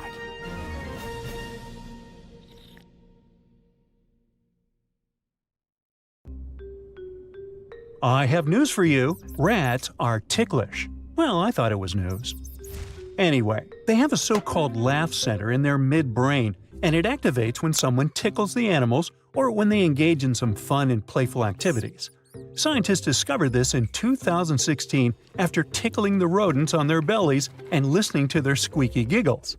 Now, hummingbirds are the only birds we know about that can fly backward. They mostly do it when they want to move away from flowers. And here's an animal that can't go backward, a kangaroo. They can hop around and cross great distances, but the structure of their strong rear feet and big tails prevent them from walking backwards. Narwhals are those weird creatures that look like some sort of sea unicorns. That horn on their head is not a tusk. It's a giant tooth that sticks out through the upper lip of male narwhals. This tooth is probably one of the tools that plays a role in attracting ladies. Now, flamingos are not actually pink. They're born gray, but throughout their life, they eat lots of algae and other foods that contain a red-orange pigment we know as beta-carotene, like in carrots. This pigment gets broken down and ends up in their skin and feathers, which is what makes them pink. They need to eat a lot of such food to stay like that, though. If we humans wanted to change our skin color, we wouldn't be able to eat enough food rich in beta-carotene to really turn pink, or in our case, maybe even orange. Sloths are really slow. All the jokes and memes about them are true, but they're also very skilled swimmers, and they move in the water around 3 to 4 times quicker than on land. They can do breaststroke just like people, and it's an important skill for them to have because they're tropical animals that mostly live in jungles, and those areas are often flooded. Tigers are the biggest members of the feline family, yup, even bigger than lions. And no tiger has the same set of stripes. Their coat is actually a camouflage that comes in handy when they need to find a good spot where their prey won't see them. Interestingly, their skin is striped too, not just the coat. Their stripes are as unique as our fingerprints. Now, even though they look kind of funny and innocent, you wouldn't want to bother a platypus. These wild animals are some of the few mammal species that can poison you. They have spurs on the tips of their back feet that can release venom. It's not potent enough to pose a life threat, but the sting can still be very painful and can cause swelling and other issues. When a ladybug needs to defend itself against potential predators, it starts bleeding from its knees. Now, it's not actual blood coming out of its joints. It's a certain chemical that smells bad and, therefore, repels predators. They have another mechanism that helps them survive in the harsh animal kingdom, their specific color. Predators really don't like the combinations of bright colors, such as red, orange, and black, because they know that creatures colored this way can taste awful. Roosters can get extremely noisy in the morning, but they don't go deaf because they don't even hear how loud their crowing can be. What keeps them safe is special built-in noise protection plugs. Hens have the same system that reduces the risk of hearing loss too. Not only do they have this protection, but they can also regrow cochlear hair ears if they get damaged in only a couple of days. Owls don't have eyeballs. They have something that's more like eye tubes, and they can't move them back and forth like we do with our eyeballs, which is why these birds have incredibly flexible necks. They're able to rotate their heads 270 degrees. For comparison, humans can only manage 180. That's why owls have a specific system of blood vessels in their heads. It delivers fresh blood to the brain if the bird turns its head too quickly and cuts off circulation. Just keep swimming. You may remember how Dory the blue tang sang this in Finding Nemo. Dory wasn't a shark, but that's a message some shark species need to take literally. Mako sharks, great whites, whale sharks, and some other kinds need to keep swimming. Otherwise, they'll stop breathing. We use our lungs for breathing, and some sharks use a method called buccal pumping. This means they swim with their mouths open. That way, they allow water to flow through their gills and thus extract oxygen. The most dangerous animal on our planet isn't a bear, a shark, or some toothy tiger. It's something way smaller, the mosquito. Not only is it extremely irritating, but it also transfers serious diseases such as yellow fever, malaria, or dengue fever. Annually, hundreds of thousands of people don't survive the battle with those diseases. Mosquitoes also outnumber every other creature across the globe, apart from termites and ants. Grizzly bears are incredibly strong animals with a bite powerful enough to crush a bowling ball. That's why you won't see them allowed in bowling alleys. Despite that, they're mostly light eaters. They're strong enough to make a meal out of whatever they come across, including a bison, moose, or elk, but they still like to munch on their fruits, nuts, berries, and even a small unfortunate mouse that gets lost and ends up in the predator's mouth. The inland taipan is the most venomous snake on the planet. We know it as the western taipan. It lives in Australia. Just one bite has enough venom to turn out fatal for at least 100 fully grown humans. And it can also do the job within only half an hour if you don't have anything to treat the bite right away. They say these snakes are mostly shy and they mind their own business. But like other animals, they will attack if they feel threatened or provoked. There's a kind of turtle that can stay alive for months under the ice by breathing through its behind. When it gets colder, some animals can't find safe places to stay, so they must survive harsh winter conditions wherever they are. And while bees get cozy in their nests and bears sleep in caves, painted turtles stay in their ponds that freeze over. Since the ice limits their access to air, they extract oxygen directly from the water and breathe through their behinds. Yes, that would be handy. It's well known that ravens are incredibly intelligent animals. They're excellent at solving problems, but it seems they also have impressive social intelligence. They're very in tune with their feelings as well as the emotions of their mates. If one raven in the group feels pessimistic, it's likely to bring the others down too. A real buzzkill. When they see a bird that doesn't like certain food and expresses it in a very vivid way, they lose interest in their own food as well. The pistol shrimp is one of the loudest animals in the world, even though it's tiny, only about 3/4 of an inch long. When it senses food, it opens its large claw that can grow as long as half its body length and lets him water it. Then it snaps the claw shut extremely fast, which shoots out a very strong jet of bubbles. These bubbles can stun or even finish the prey the shrimp is trying to catch. And when the bubbles pop, it produces a snapping sound, louder than anyone would expect. Crocodiles are even scarier than we thought, because many of them can gallop like horses. They probably inherited this ability from their ancient ancestors, who were as small as cats, had long legs, and could run at speeds of about 11 miles per hour. Smaller crocodiles probably gallop when something's after them, but caimans and alligators obviously don't need to use this skill. It's you who's more likely to gallop away when you see them.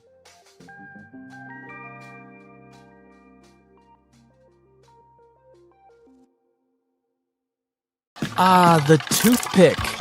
This seemingly ordinary item that you often use after devouring a burger has a secret history that'll make your jaw drop, pun intended.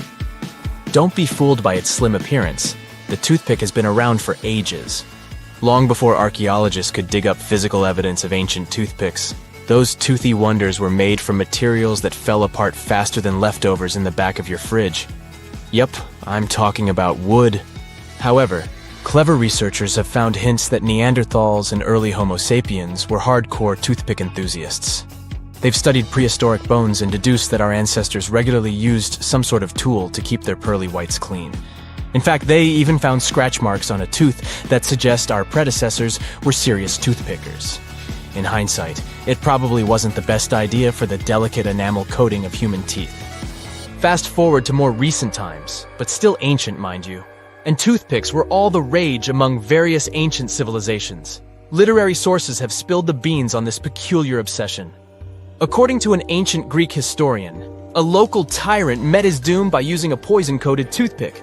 Yikes! And guess what? Toothpicks from those times have survived the test of time for us to see even today. These fancy picks were often made from more durable materials, like bone or precious metals. Who knew a tiny stick could be so dangerous and luxurious at the same time? Now let's talk about toothpick fashion. Oh yes, it was a thing too. Even during the medieval period when life was all castles and chivalry, folks flaunted their upper-class status with gold or silver toothpicks elegantly tucked away in snazzy cases. Europeans really knew how to stand out from the toothpick-wielding masses. One particular fancy toothpick dating from the 16th century is displayed at the British Museum. It's made with gold and even encrusted with pearls. The trend continued well into the 19th century, when the Duchess of Parma even had a whole dozen of valuable toothpicks as part of her dowry. At one point in history, some crafty ladies in Portugal came up with a toothpick innovation. Instead of using them to clean teeth, these brilliant women made disposable toothpicks, specifically for picking up sticky sweets. Bye-bye, messy fingers. And as luck would have it, toothpick production in Portugal boomed. Those toothpicks were a hit, finding their way across Europe and the Americas. An American entrepreneur named Charles Forster found himself fascinated by those same toothpicks he encountered during his travels. He was amazed by the exceptional quality of those little wooden wonders. Inspired, Charles Forster hatched a wild plan in his mind. He set out to build a contraption that could produce toothpicks at an astonishing rate, millions upon millions of them in a single day. He was determined to bring toothpick prosperity to America. But alas, fate had a quirky sense of humor.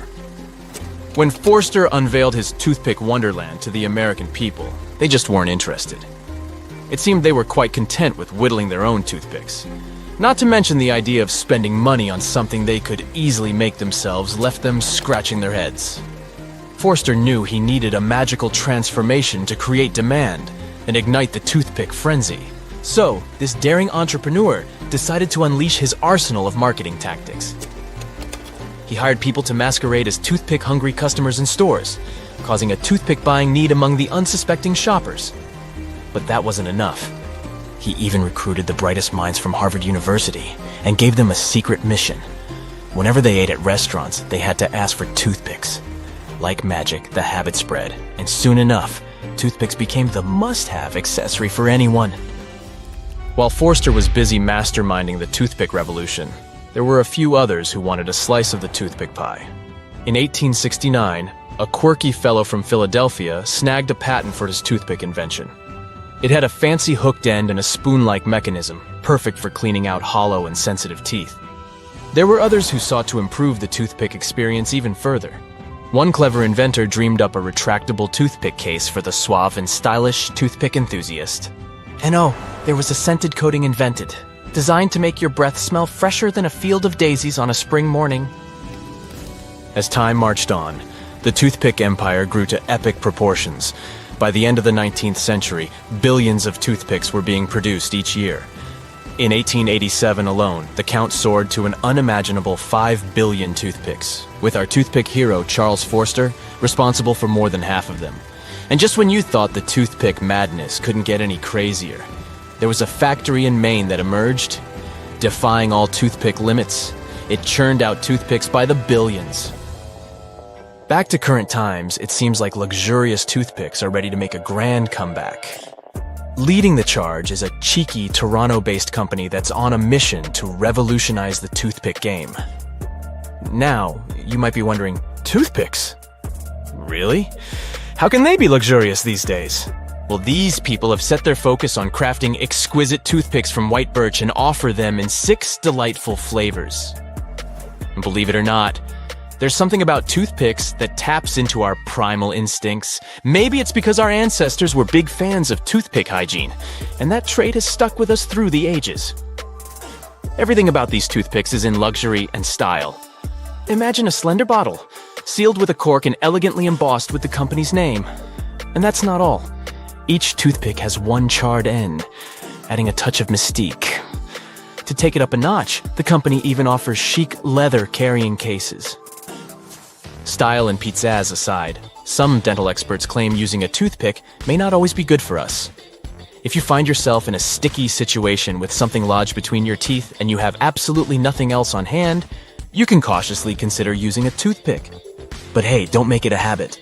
Dental professionals strongly advise against prolonged toothpick use. Why, might you ask? First off, breakage. As you're merrily picking away at your teeth, the little object might suddenly snap.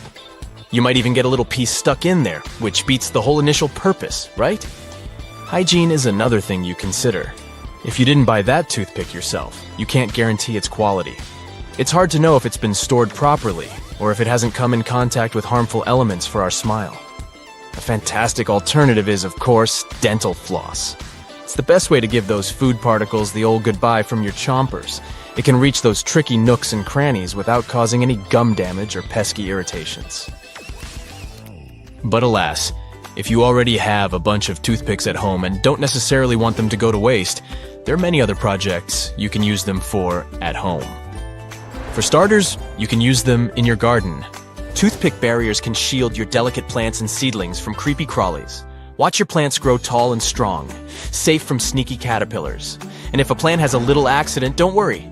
Toothpicks to the rescue for broken branches and injured leaves. These little objects are also the ultimate ninja cleaners. Dust and dirt hiding in hard-to-reach spots won't cause trouble anymore. You can use them to clean grime around remote control buttons, phone buttons, and toys. They can also be used to clean up buildup in your hairbrushes and shower heads too. Ready to join the toothpick tradition passed down from generations? Well, it's called the testing for doneness. Grab a toothpick and poke it into freshly baked cakes, loaves of bread, or brownies. If there's still any batter left over on the toothpick once you pull it out, your dessert might not be done quite yet. If you're smelling something fishy at home and it's not your delicious salmon dinner, then it's time to check your electrical equipment.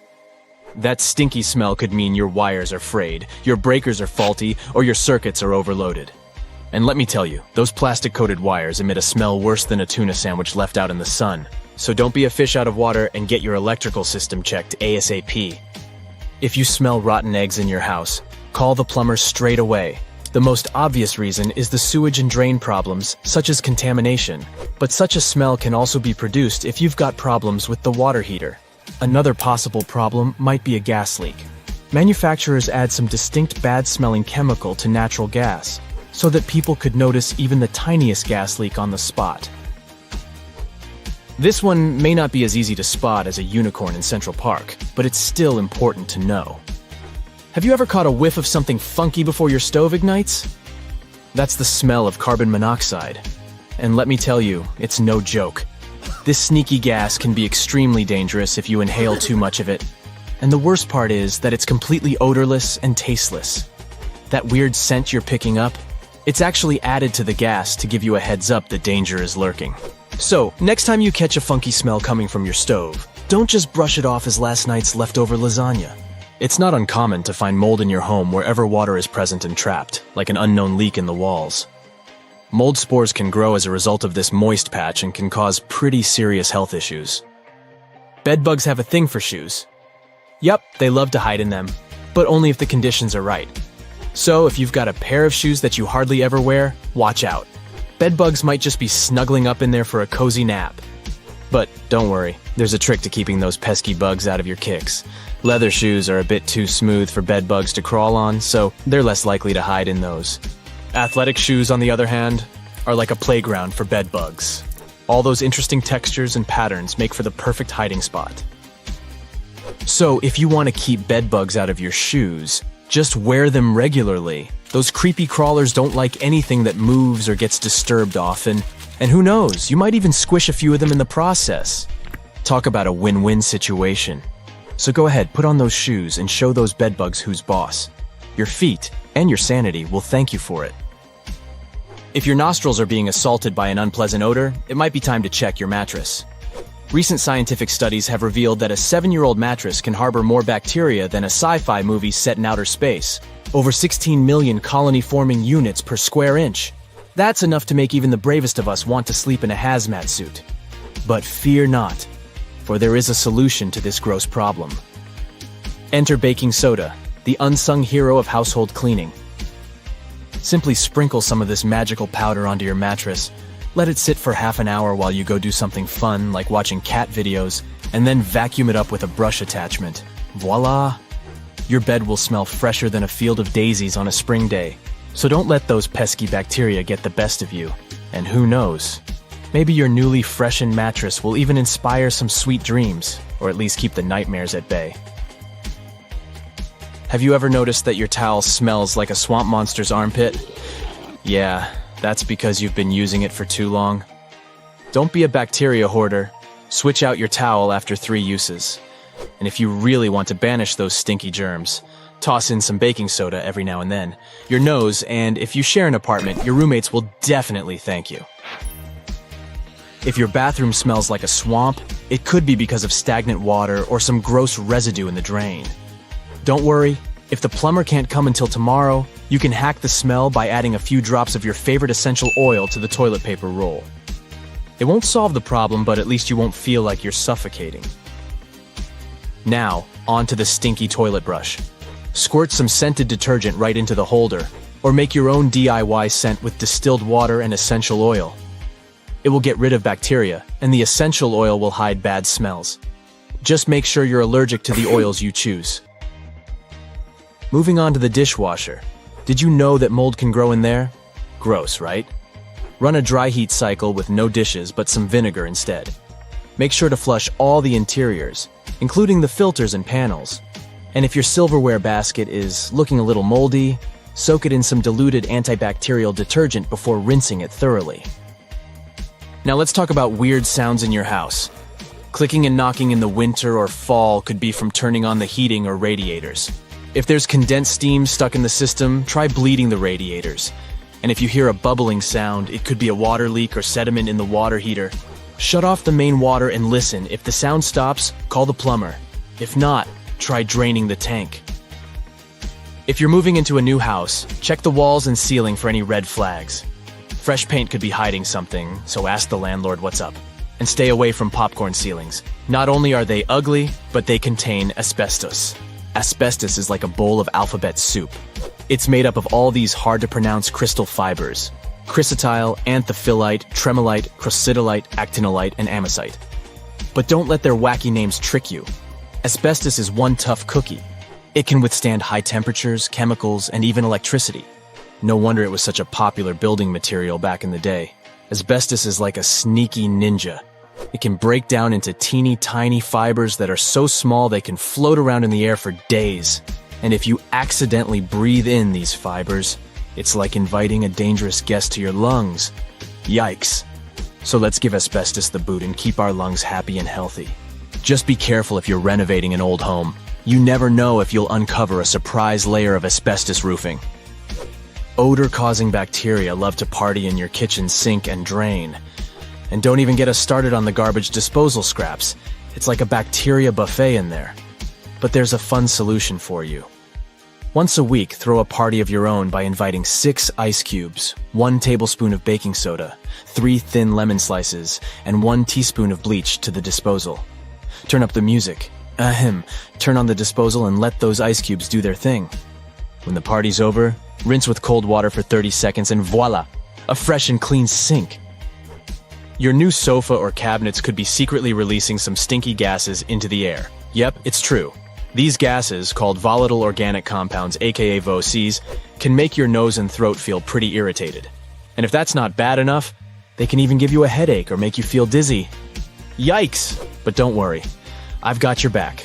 If you can, try opening up some windows to get some fresh air flowing. And if you're on the hunt for some new furniture or home products, keep an eye out for low VOC options. Your nose will thank you. Plus, who wants to be surrounded by stinky furniture anyways?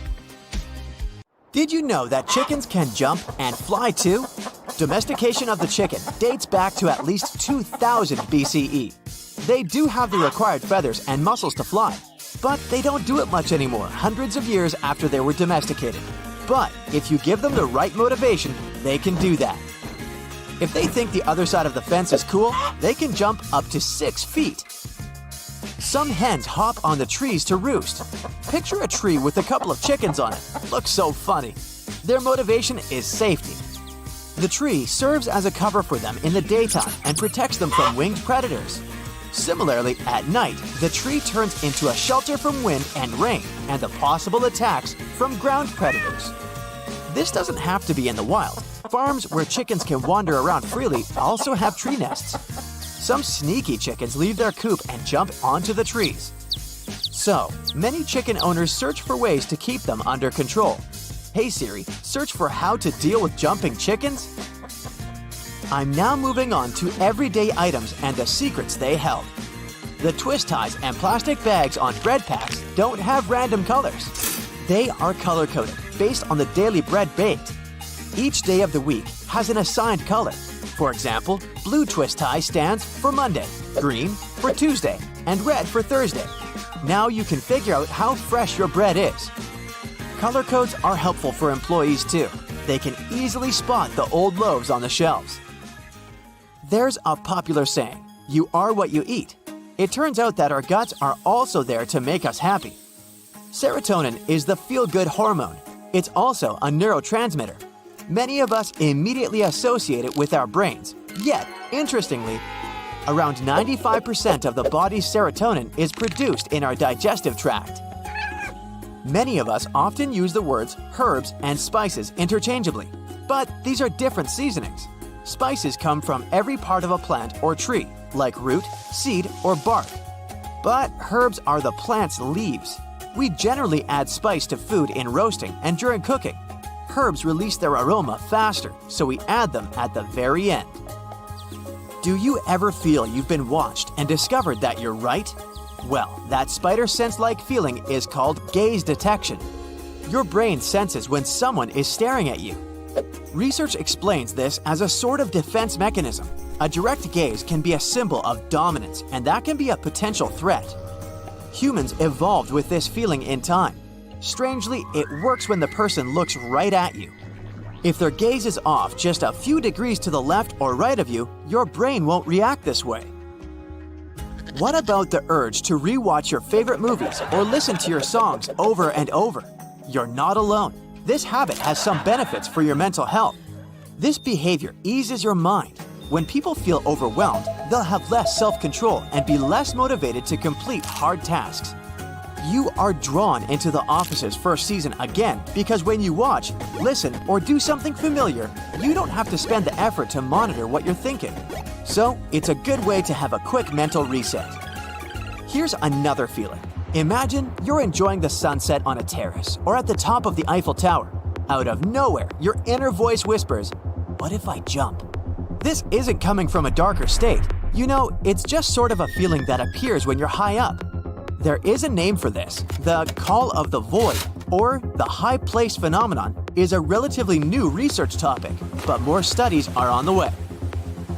Jim Carrey's great performance in The Truman Show is surely remembered. Did you know that the Truman Show delusion is an actual thing? The phenomenon is an issue related to cognitive neuropsychiatry. People with this delusion believe that they're being filmed and that the footage will be broadcasted for entertainment. There was a time when aluminum was more precious than gold. I know, it's hard to believe. We now wrap our sandwiches on this everyday item. If we go back to the 19th century, we would see aluminum as a hard-to-get element because it was literally hard to obtain until innovators found a way to extract it on large industrial scales. Then, the reign of aluminum was over. There are stories about the French ruler Napoleon III having an aluminum cutlery set that he served food to his special guests. We might as well talk about a time traveler's party held in 2009. The theoretical physicist Stephen Hawking invited time travelers to hang out. There was a huge banner hung up with the words, "Welcome, time travelers." No one showed up, but maybe travelers had prior engagements, and that's why they didn't attend the party.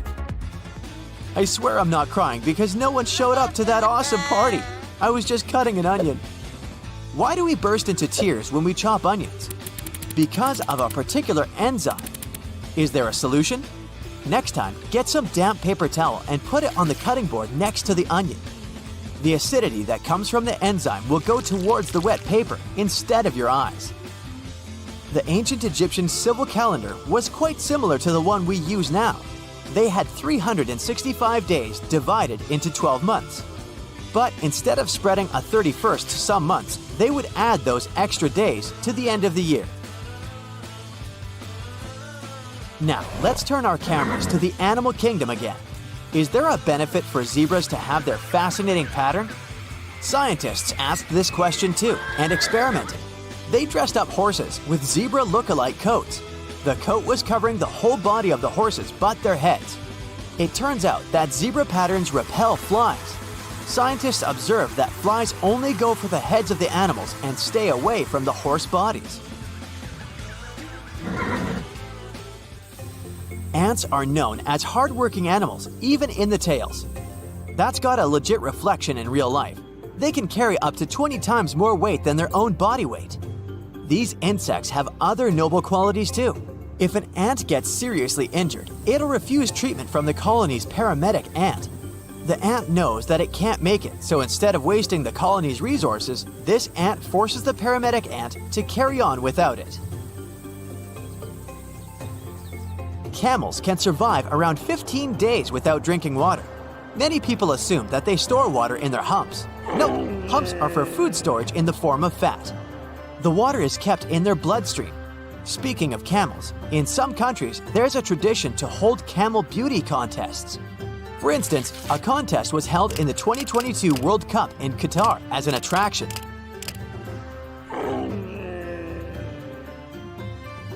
You see a giant housefly in the house, but it flees from your ninja's hands.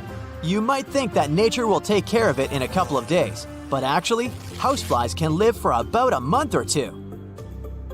The next fact is about an emergency on the road. Detachable car headrests can be used as an escape tool. You can break the window with the headrests if you can't leave the car by the doors. You should wedge the headrest between the glass and the windowsill.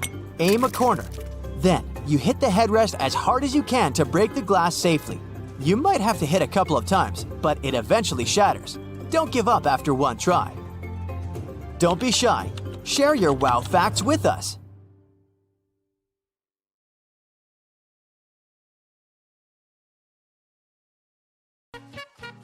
How long do you think ice cream has been saving humanity on hot summer days? For many centuries. No one knows for sure the story of how ice cream was discovered, but it likely dates back to at least as far as the 4th century BCE. Of course, it wasn't the ice cream we know today. Alexander the Great, the king of Macedonia, would enjoy snow and ice covered in honey and nectar. That's the early ice cream. The Roman Emperor Nero Caesar was eating snow flavored with fruits and juices. How would those guys get snow if they lived in very warm climates? Well, their helpers would run up a nearby mountain to bring some from up there.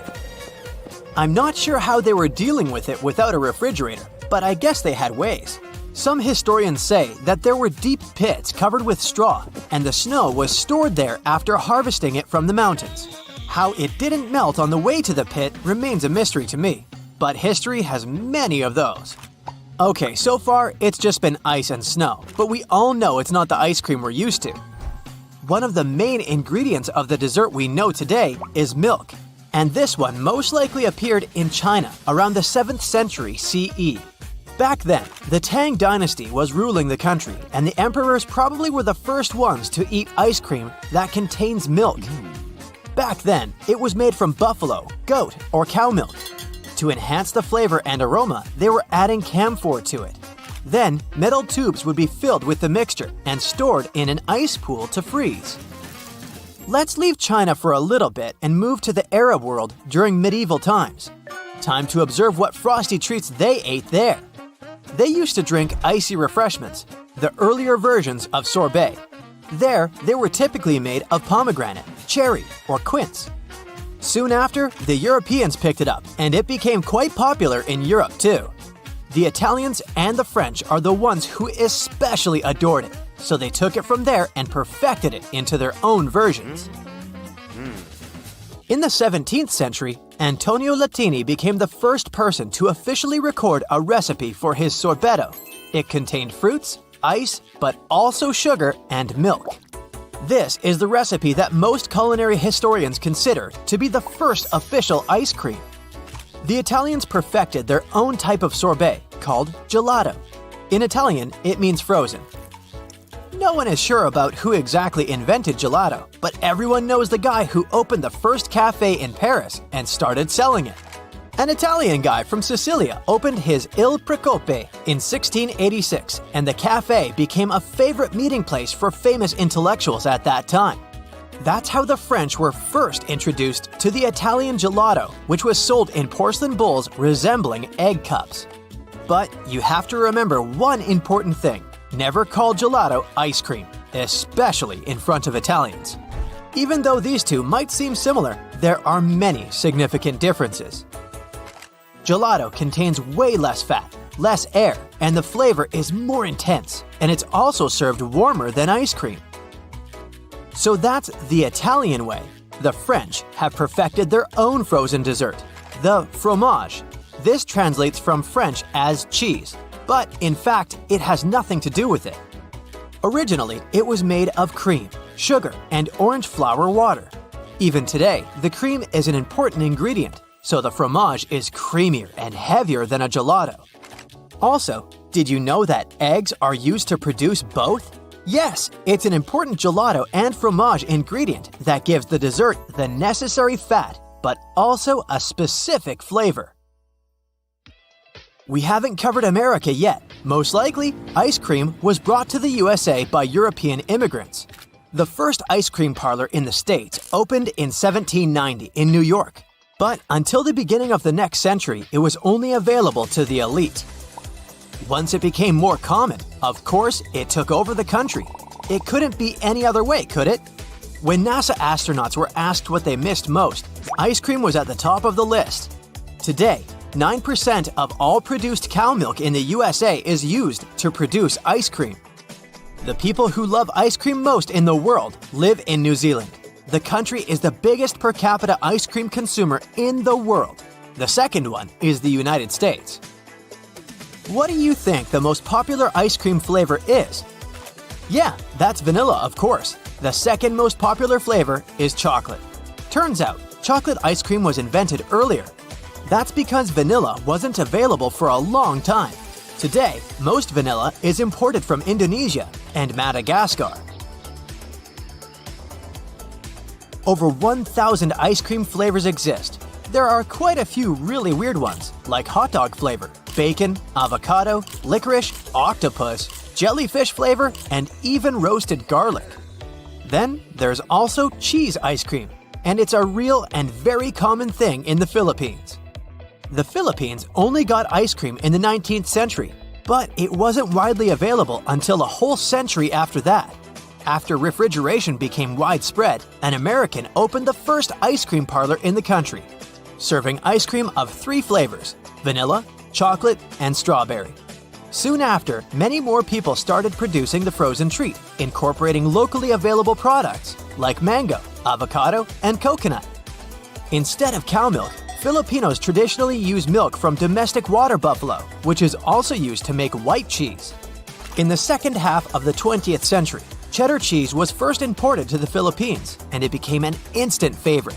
It's the ingredient of the famous Filipino spaghetti and a common topping for pastries.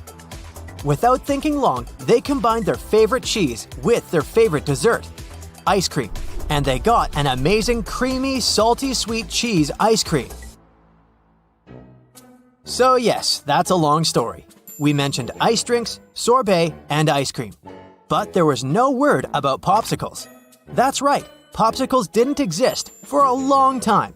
In fact, they were only invented by accident in 1905 by an 11-year-old boy called Frank Epperson. On a cold night, he was mixing sugary soda powder with water and forgot it outside after. After sitting there all night, it got frozen. When the boy returned and found it, he had to lick it off the wooden stick he was stirring it with. He liked it so much that he started producing them. He called them Epsicles, honoring his own name, but later the name evolved into a popsicle. Ice cream cones were invented just a year before popsicles in 1904. So, a guy was selling waffle-like pastries at a fair. Right next to him, there was another guy selling ice cream. At some point, the ice cream guy ran out of dishes and didn't know what to do. So, his neighbor rolled his waffle and offered to sell ice cream in them. The history of ice cream isn't even finished yet. Frozen treats keep being invented even today. For example, Slurpees were only invented in the late 1950s. Omar Knedlik was working at Dairy Queen in Kansas City, and the soda fountain broke down.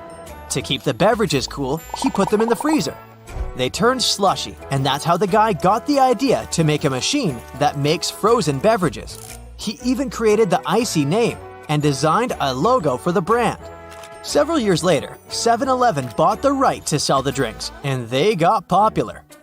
The newest ice cream-like invention is Dippin' Dots. In 1988, a microbiologist wanted an easier way to feed cows, so he started to freeze cow feed.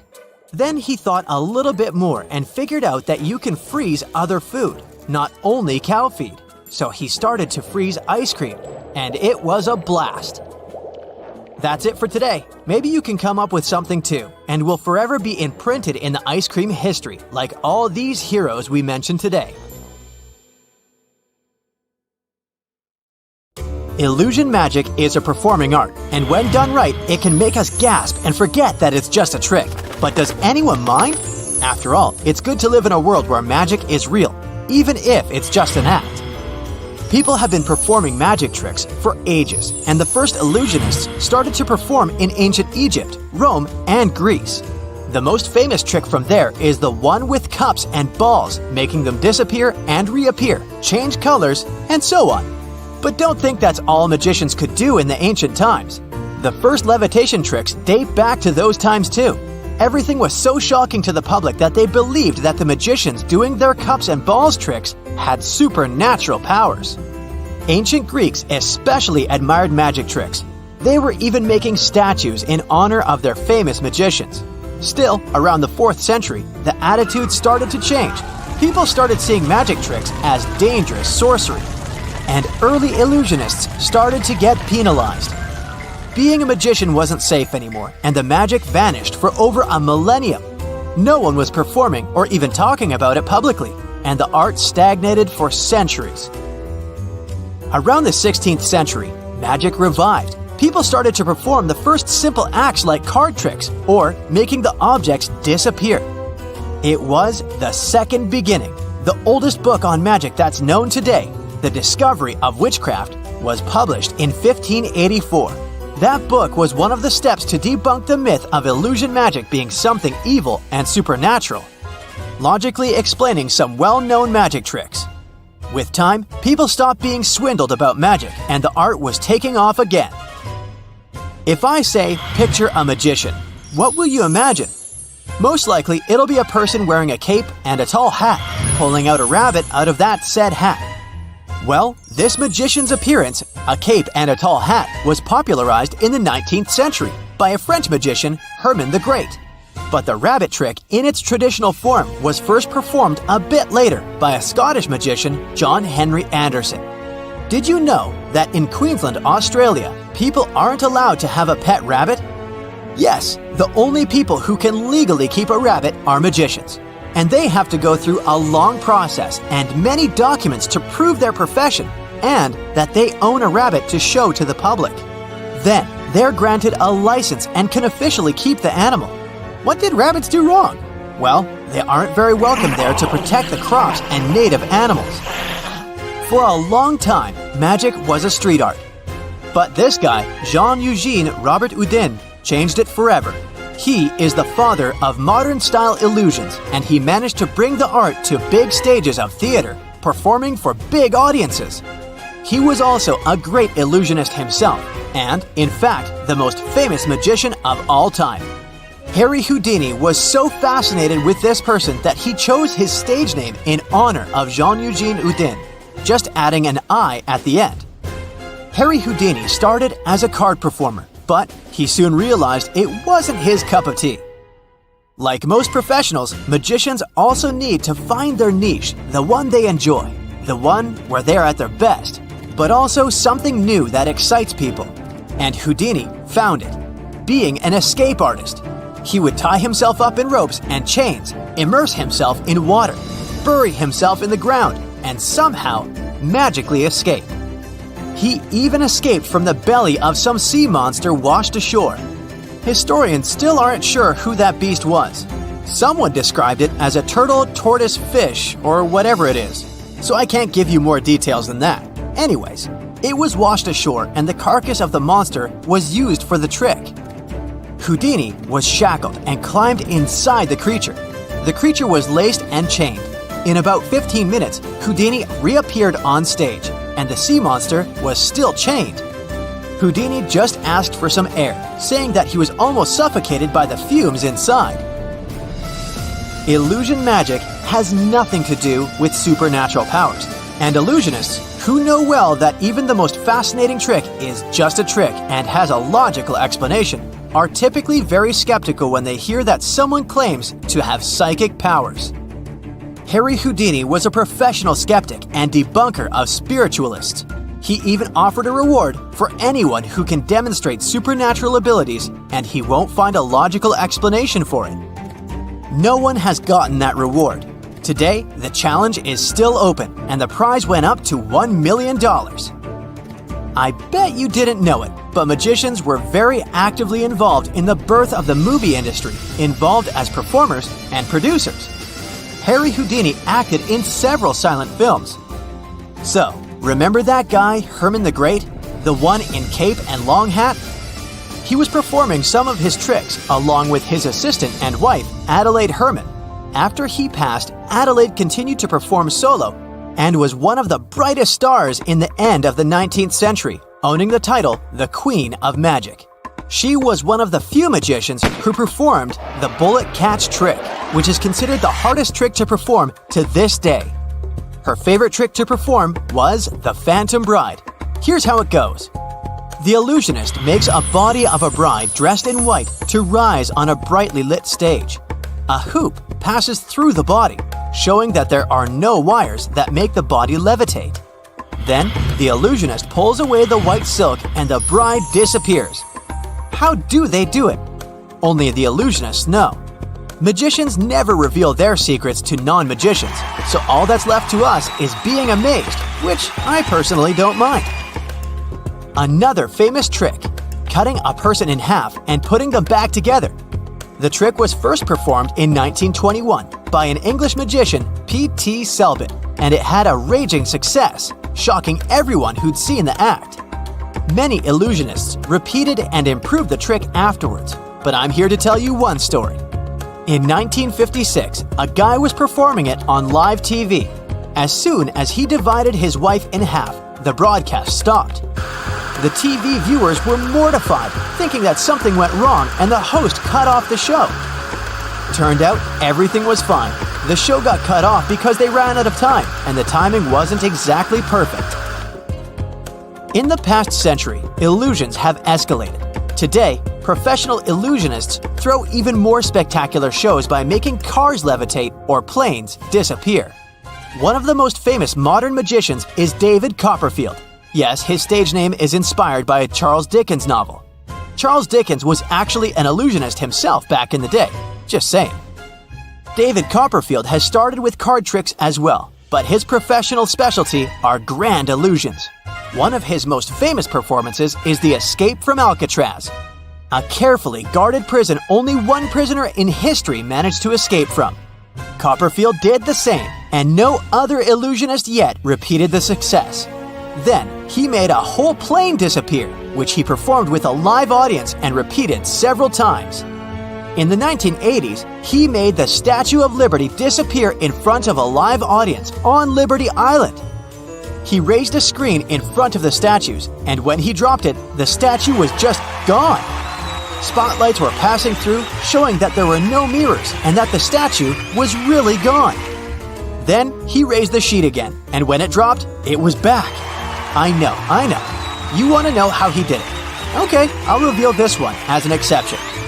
Like everything with illusion magic, it didn't vanish. In fact, the statue was hidden in plain sight, behind one of the towers holding up the screen. The bright lights shining through are actually important for the trick. They blind the audience and no one can notice the hidden statue behind the tower. But how did he move the statue? He didn't. He moved the audience. People were standing on a stage that can be rotated. Because of the lights and the loud music, people didn't even notice they were moved, and then moved back. Did I ruin the magic for you? Sorry about that. But that'll teach you to never watch trick reveals. Unless you want to become a magician, of course. Magicians even take a magician's oath before another magician can teach them tricks. The oath is to never reveal the secret of the trick to non-magicians, so that it doesn't ruin it. Also, it turns out that magic tricks aren't covered by intellectual property laws. If a magician comes up with an original trick, it can be stolen from them by a different magician and there will be no consequences for them. So, be careful if you want to become the next Houdini or David Copperfield. That's it for today. So hey, if you pacified your curiosity, then give the video a like and share it with your friends. Or if you want more,